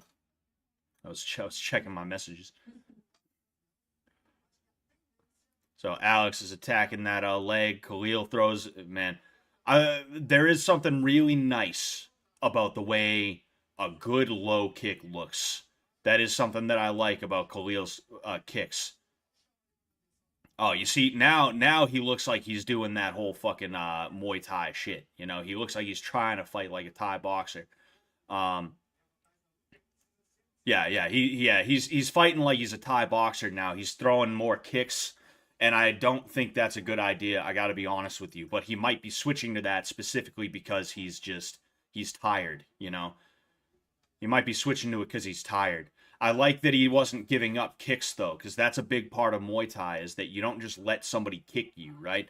Even if you're scoring punches, you don't let somebody kick you. You have to kick them back because kicks are worth more points than punches are. You see, he did that in I believe the 1st round as well. You see how he off centered Khalil, and he did it again there. He off centered. Ooh, oh man, he off centered Khalil's weight. You know, that's pretty cool. That's pretty cool to see that, you know. He's trying to box from that Thai stance too. He should be working teeps, he should be working kicks. You know, he should honestly he should be working teeps, he should be working kicks, and he should be keeping his fucking guard high. He should be keeping his guard real high. That's what he should be doing. Khalil bleeding again. It's unmistakable this time.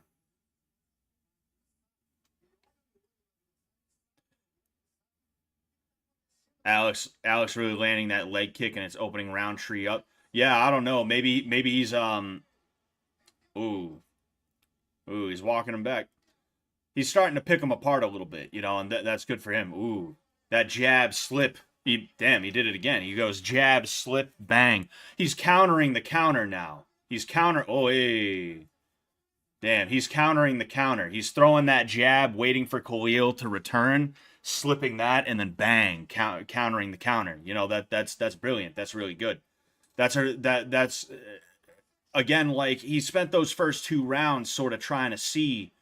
He spent those first 2 rounds trying to see, like, hey, what's he got, And that third round was a little bit nerve wracking because I felt like he was kind of just giving the fight away a little bit, but you can see he's opening up now, and he's picking his shots, he's landing whatever he wants to throw, and like, there's still 2 minutes in this round and 5 minutes in the next round, so I think we're at a finishing sequence here. I think we're at a finishing sequence.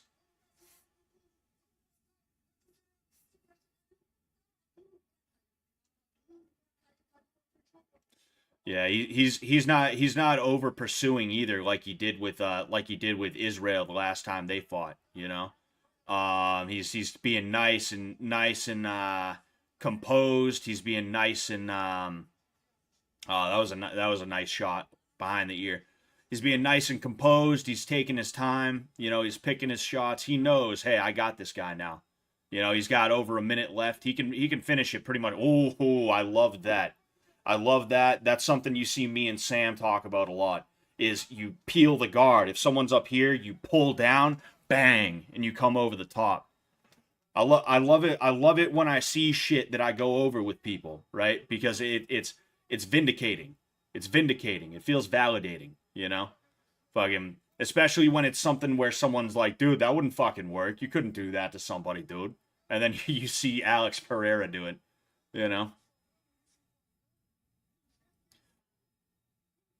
Yeah, you see, the thing people don't realize is that fighting is a constant game of learning and evolution. Oh yeah. He dug those body shots and then came up top. I don't even think it was the punch up top that did it. I think it was the body shots that did it, and then the punch up top was just like, all right, whatever, dude. You're like, all right, you can have it. You can fucking have it. Man, he picked him apart for like 2 minutes straight. That was brilliant. That was fucking fantastic, dude. That was so cool to watch. Um, yeah, I mean, like, Roundtree did really well. He had a good game plan. He executed it very well. But it's kind of like I said. Fucking look at all the gringos with fucking Shama on their shirt. That's baby. When I go to Brazil, that's what I'm gonna wear. I'm gonna have board shorts with the Brazil flag on them.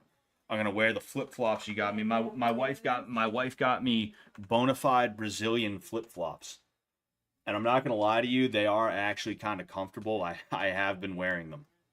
I have been wearing them. Um, but yeah, like, um, Roundtree, like, he just didn't have what it took to hang with Alex on that level. It's like, it's not even you see, there it is. There it is. They showed peel the guard, bang, come around with that hook. Peel the guard, come around with that hook. That is fucking, it's so fun to see shit like that.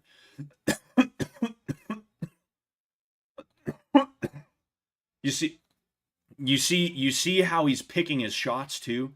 Do you see how he picked his shots on the fly like that? He grabs the head in the tie plum, he switches, and then he raises his knee, and then he's like, no, actually, that's not going to work. And then he goes into something else.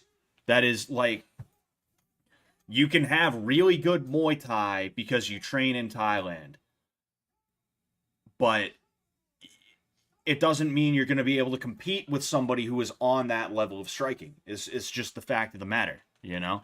Um, but yeah, it's, man, that was honestly, I think, in terms of his UFC career, that's probably his magnum opus. That 2 to 3 minutes, like you could take that 2 to 3 minute span and uninterrupted put it in a highlight reel.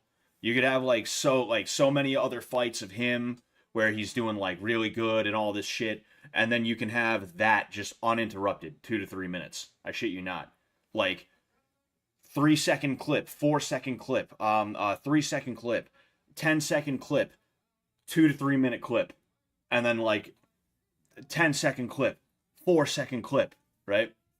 Because there was just so much in there that was happening.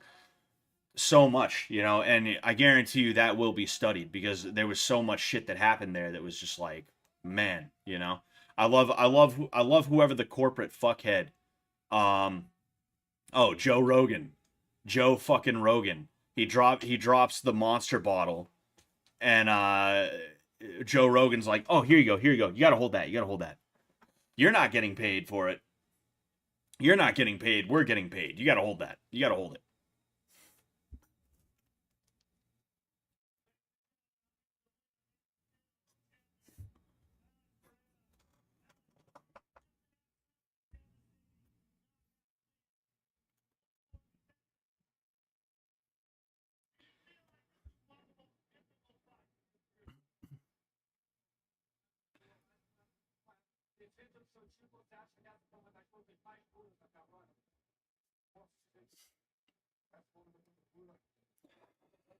Oh man, oh man, oh man, oh man.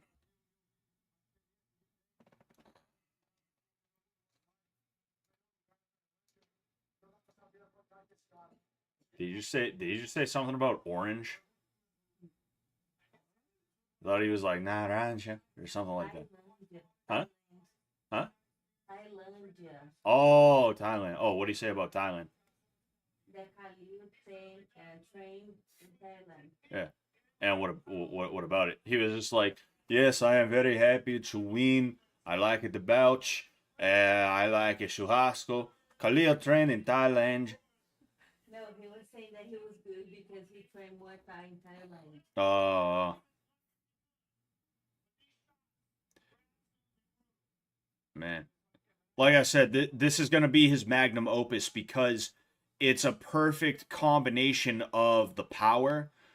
He absolutely is dismantling this dude, and there's nothing he can do about it. The fight IQ, like there it is again. There it is again. You see, the fight IQ is there. He grabs the head, he switches, he's like, no, never mind, and then he changes into something else immediately. That is the ability to do that, the ability to not just commit, but to be able to commit and then be like, actually, no, never mind, change of plans, is fucking stupendous, dude. It's fucking crazy.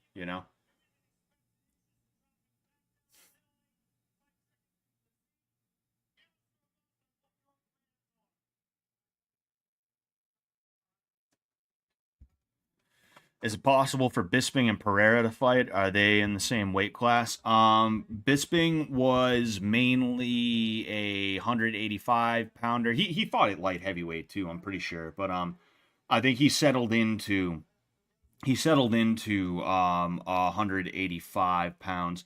Um and Pereira could and should be a heavyweight, honestly. Like truth be told, I talk about size bullies. Pereira's kind of a fucking size bully, if I'm just being honest with you. He is. But the thing is, he's a size bully who has the skill to back it up. I think if he fought somebody who was his size, he would still have the same kind of success a lot of the time. You know? Um fucking oh oh he did it. Shama. Shama is like the Hawk Tuah of the MMA world. You know that it kind of is, if we're being honest here. But um um anyway, fuck, I forget. Yeah, he's beaten bigger guys in glory, exactly. Like it's different comparing John Jones to Alex Pereira, right? John Jones clearly heavily has depended on his size his entire career, right? He has always depended on having a like 3 to 6 inch reach advantage, right? And that's why he has some of his highlight reel moves, doing spinning elbows on people and shit like that, because it's real easy to do those fancy schmancy moves on somebody when you're like, oh, let's fucking like I know that I'm not going to get hit because I am able to stay so far away from this guy. When I reach out and touch this guy, right? He reaches out and he's still that far away from me, right? This is me when I reach out. This is him when he reaches out. It's real easy to hit those moves when you have that in your head and you're able to utilize that to your advantage. And that's why John Jones has a lot of the highlight reel performances that he does. But as the light heavyweight division, as the athletic side of the light heavyweight division developed, and you started seeing dudes who were his height get in there, you start noticing John Jones. He's also getting older at the same time, but John Jones is having a little bit of a hard time. Dominic Reyes, right? He had a bit of a hard time beating I think it was Thiago Santos. I could be wrong. I think it was Thiago Santos. Maybe it was. Maybe it wasn't. His last name was Santos. They called him Maheta, right? The sledgehammer. Like that dude. I guess he tore both of his ACLs. He like blew both of his knees out, and John Jones still had a hard time putting him away. I don't think he did put him away. Let's. Ah, you fucking bastard. You bastard. Yeah, he fights in PFL now, right? He fights in PFL.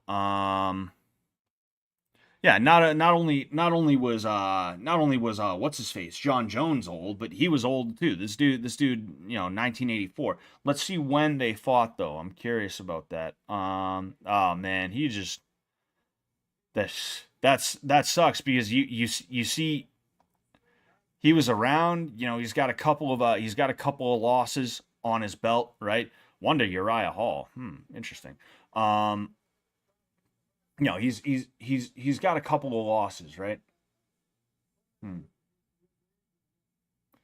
Trying to make sure I don't have a migraine coming on. Fucking there was a dot in my vision, like when you look at the sun briefly, or like when you look at a light briefly and there's that dot in your vision.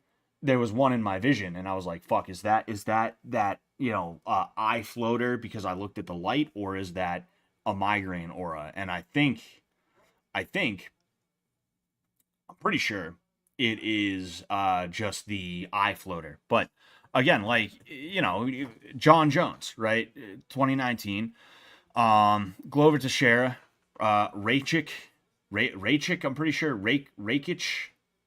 Fucking like all dudes that are wow, Yoel Romero, really? I didn't know Yoel Romero was still fucking fighting. That's pretty crazy. Jeez, okay. All right. Anyway, like, yeah. Oh yeah. I forgot what we were here for a second because I was like, oh no, do I have a migraine? But split decision. John Jones couldn't even put this guy away. He couldn't even put this dude away when this dude fucked up both of his knees. He had to have surgery on him. You'll notice, right? July 6th, 2019, he didn't fight again until November 7th, 2020, almost a year and a half later. And then you see, right, he's fighting, every 6 months after that because because his knees aren't blown out anymore, That's crazy. So like, yeah, John Jones is a weight bully. He's a size bully. So is Alex Pereira, but the thing is, Alex Pereira could actually back it up if you put him in the heavyweight division. It's just that he doesn't want to bother with that because why fight bigger guys if you don't have to? Like on one hand, I understand it. I don't like weight cutting. I'm not someone who likes to cut a ton of weight. I'd rather just stay at 170 pounds, even though I know I could get down to 155.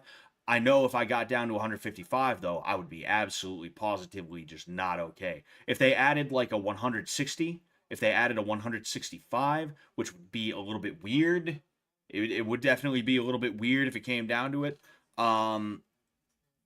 I could make that and it'd be a little bit easier, but outside of that, like I don't want to have to cut that much weight in the first place. I don't like that, you know.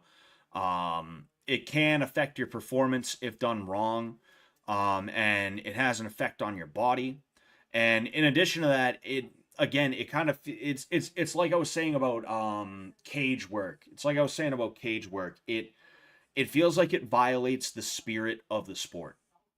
You know, it feels like it violates the spirit of what we're supposed to be here doing, which is testing ourselves against dudes, um,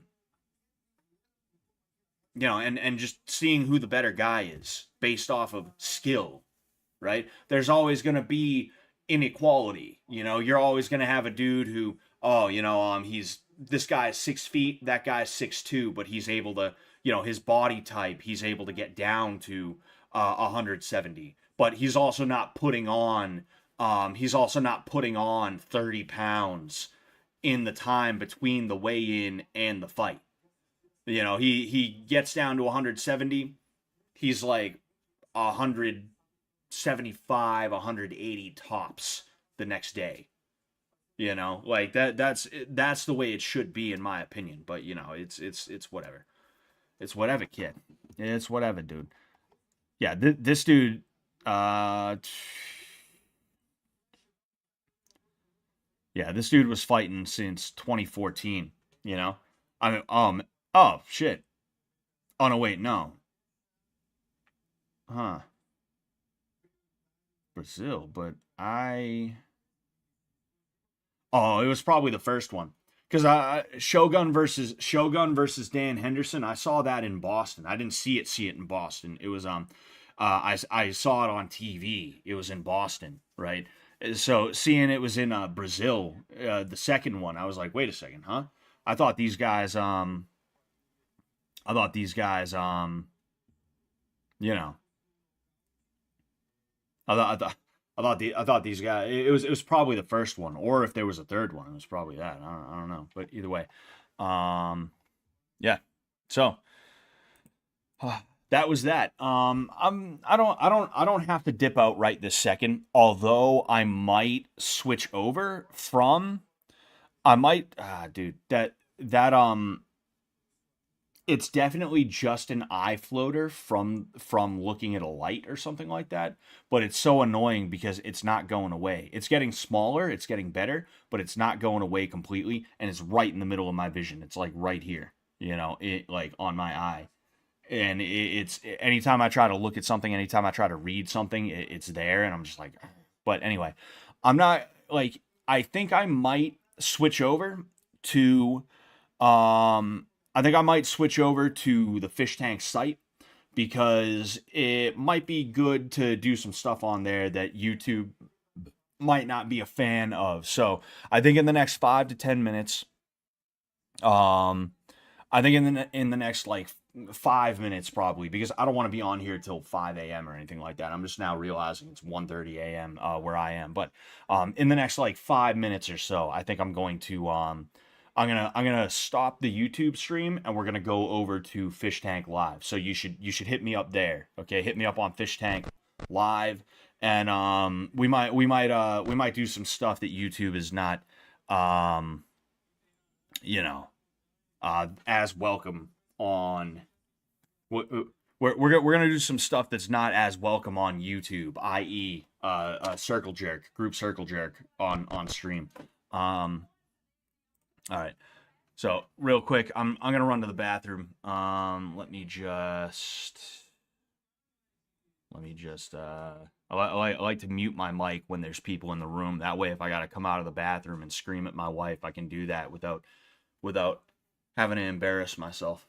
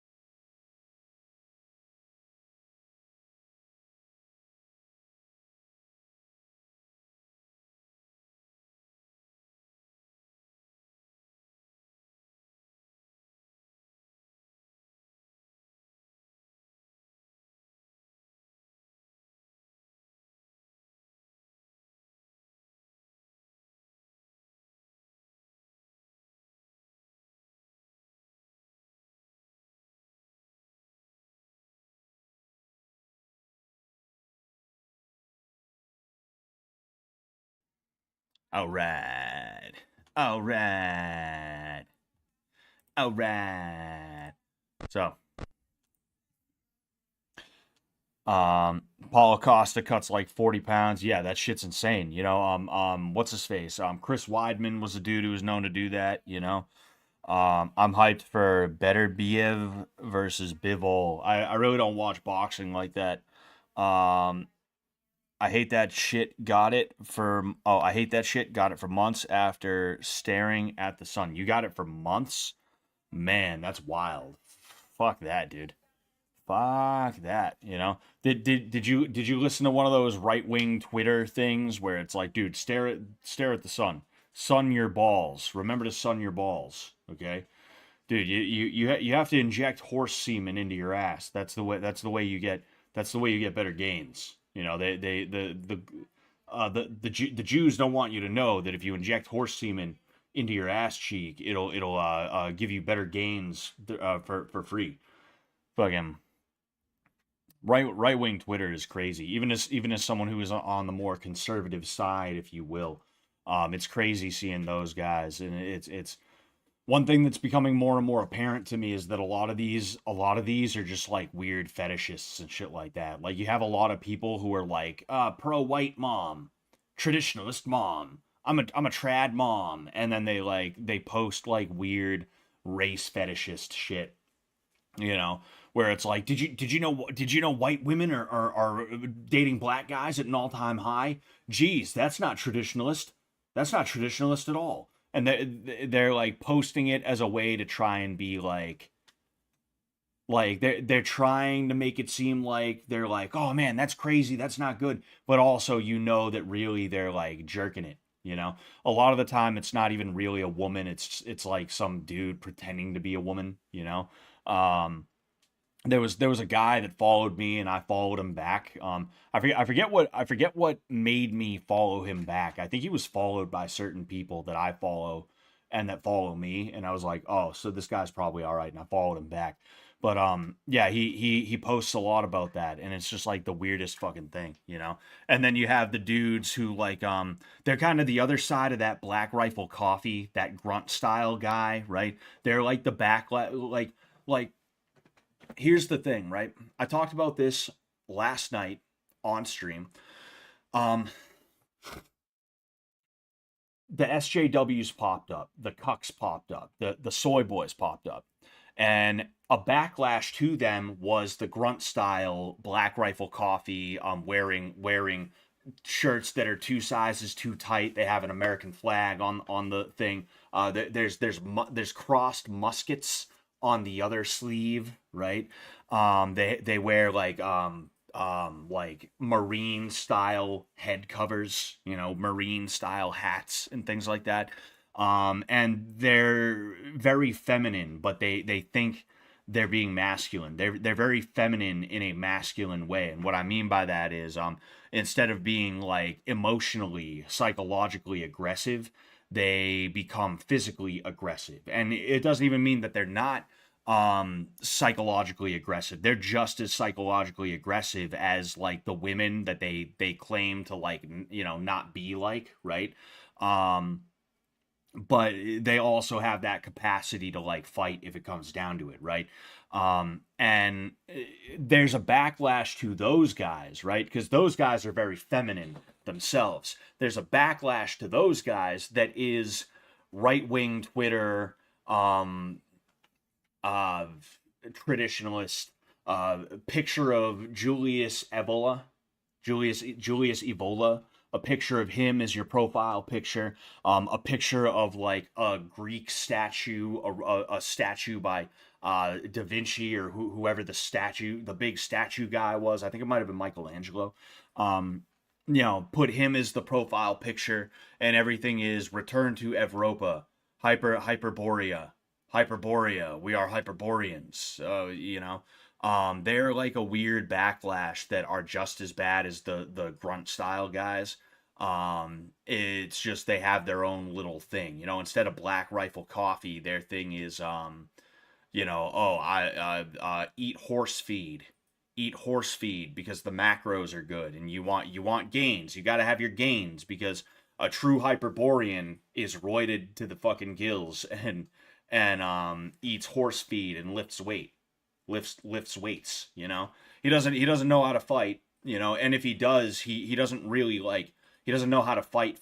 He just did boxing for like a couple months and he doesn't shut up about it now. You know, he did boxing for 2 maybe 3 months, just enough time to get himself just enough time to get 500 pictures of him so that he can post them all over the next 10 years to be like, learn to fight because a man should be able to protect himself and his family. And that's what Hyperborea is all about. That's what returning to Europa is all about, you know? It's so weird, you know? It's so funny, you know? People will train boxing for 3 days and make it their profile picture. Oh yeah. Oh yeah, you know? It's crazy. People will train boxing for 3 days and then like they'll tell you that they went to the Golden Gloves and they won. You know, um, they'll train boxing for a week or two, maybe a month or two when they're 14, and when you meet them and they're like 25, they'll be like, oh yeah, I box. You know, it's so fucking annoying. Liver King was a really hold on. I want to see if I can find a quick video. Liver King Jiu-Jitsu. I want to see if I can find a quick video of him. Yeah, you see budodragon.com. I don't even know what the hell that is. But yeah, you have fucking anyway. Liver King claims to train jiu-jitsu and that he's a martial artist. He's not. Liver King lies about training jiu-jitsu. Don't know what the hell that is. I'm curious to see if they have any videos, right? Because there was one terrible, awful video, right? No, no, get out of here. Oh, oh, oh, oh, oh, oh, oh, oh. You guys are seeing the chat. You guys are seeing the chat. Liver Kang Jiu-Jitsu. I want to see if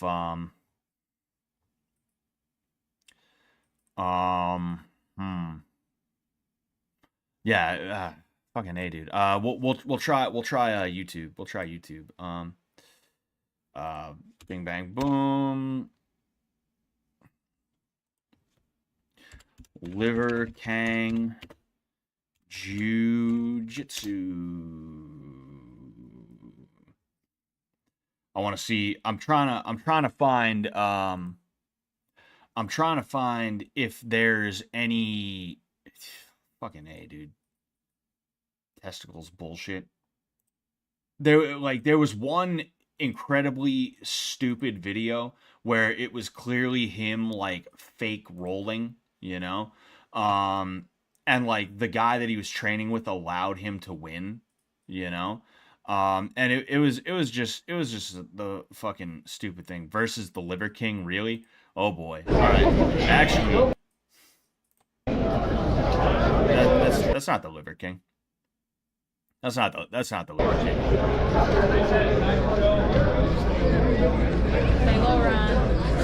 Yeah, no, that's not actually the Liver King. Just in case though, I am curious, you know.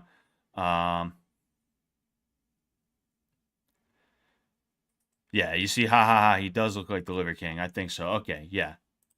Real cute, real cute. But I was looking for actually like the Liver King versus some dude, right? Or the Liver King does jujitsu. It was very clear that what he did was invite somebody out to his ranch and then was like, "Hey, I just want to do a quick video. Could you show me something real quick and then we can just do it?" And he showed him like a basic double leg takedown and then they did it like the way that Aikido guys do it, you know? It was just so stupid. It was so fucking stupid, you know? It's ridiculous. Liver King is a BJJ black belt. Yeah, right. If he's a BJJ black belt, fucking I just beat Alex Pereira. Anyway, it's the Liver Man. Uh-oh. Kidney Man. That wasn't Liver King. That was Kidney Man. But yeah, so I'm gonna hop off. All right, I'm not gonna hop off Fish Tank. I'm gonna hop off YouTube. Okay, I'm gonna go ahead. I'm going to end the YouTube stream, and we're gonna continue. We're gonna continue with. One second. We're gonna continue with. Excuse me, jeez. Anyway, we're gonna continue with the Fish Tank stream for just a little bit longer. All right. We're gonna hang out for a little bit, and that's gonna be my I'm sorry. That's gonna be my I'm sorry for That's gonna be my I'm sorry for um screwing it up, for screwing up the 24-hour stream. All right, we'll go for another 15, 20, maybe 30 minutes on the Fish Tank stream. So if you want to keep this party going, all right, and you're on YouTube, switch over to fishtank.live, and you will switch over to fishtank.live. And we will there we go. I gotta click on here. All right, as I was saying, switch over to fishtank.live, and you'll be able to keep on going. All right. I just want to say thank you guys so much. All right, I had a really good time tonight. I'm going to be doing a few more of these in the future. I'm going to be on the lookout for fights that are going to be good to do.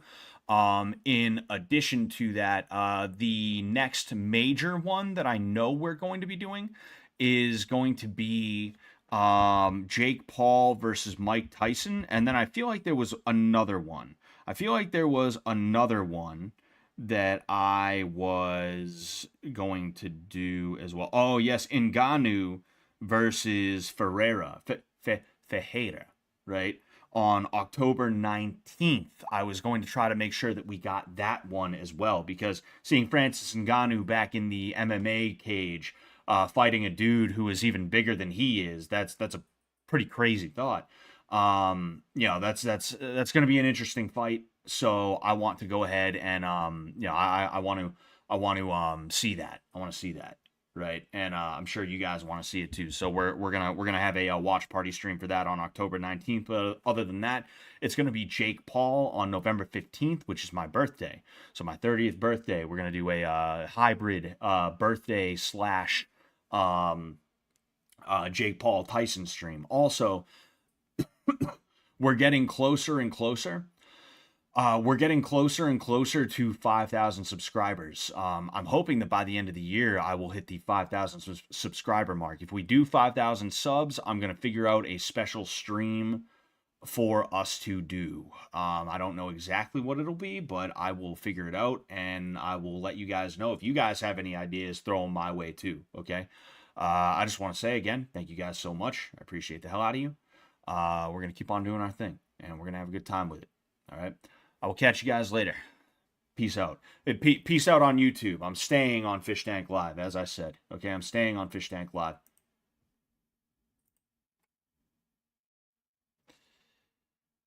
Okay.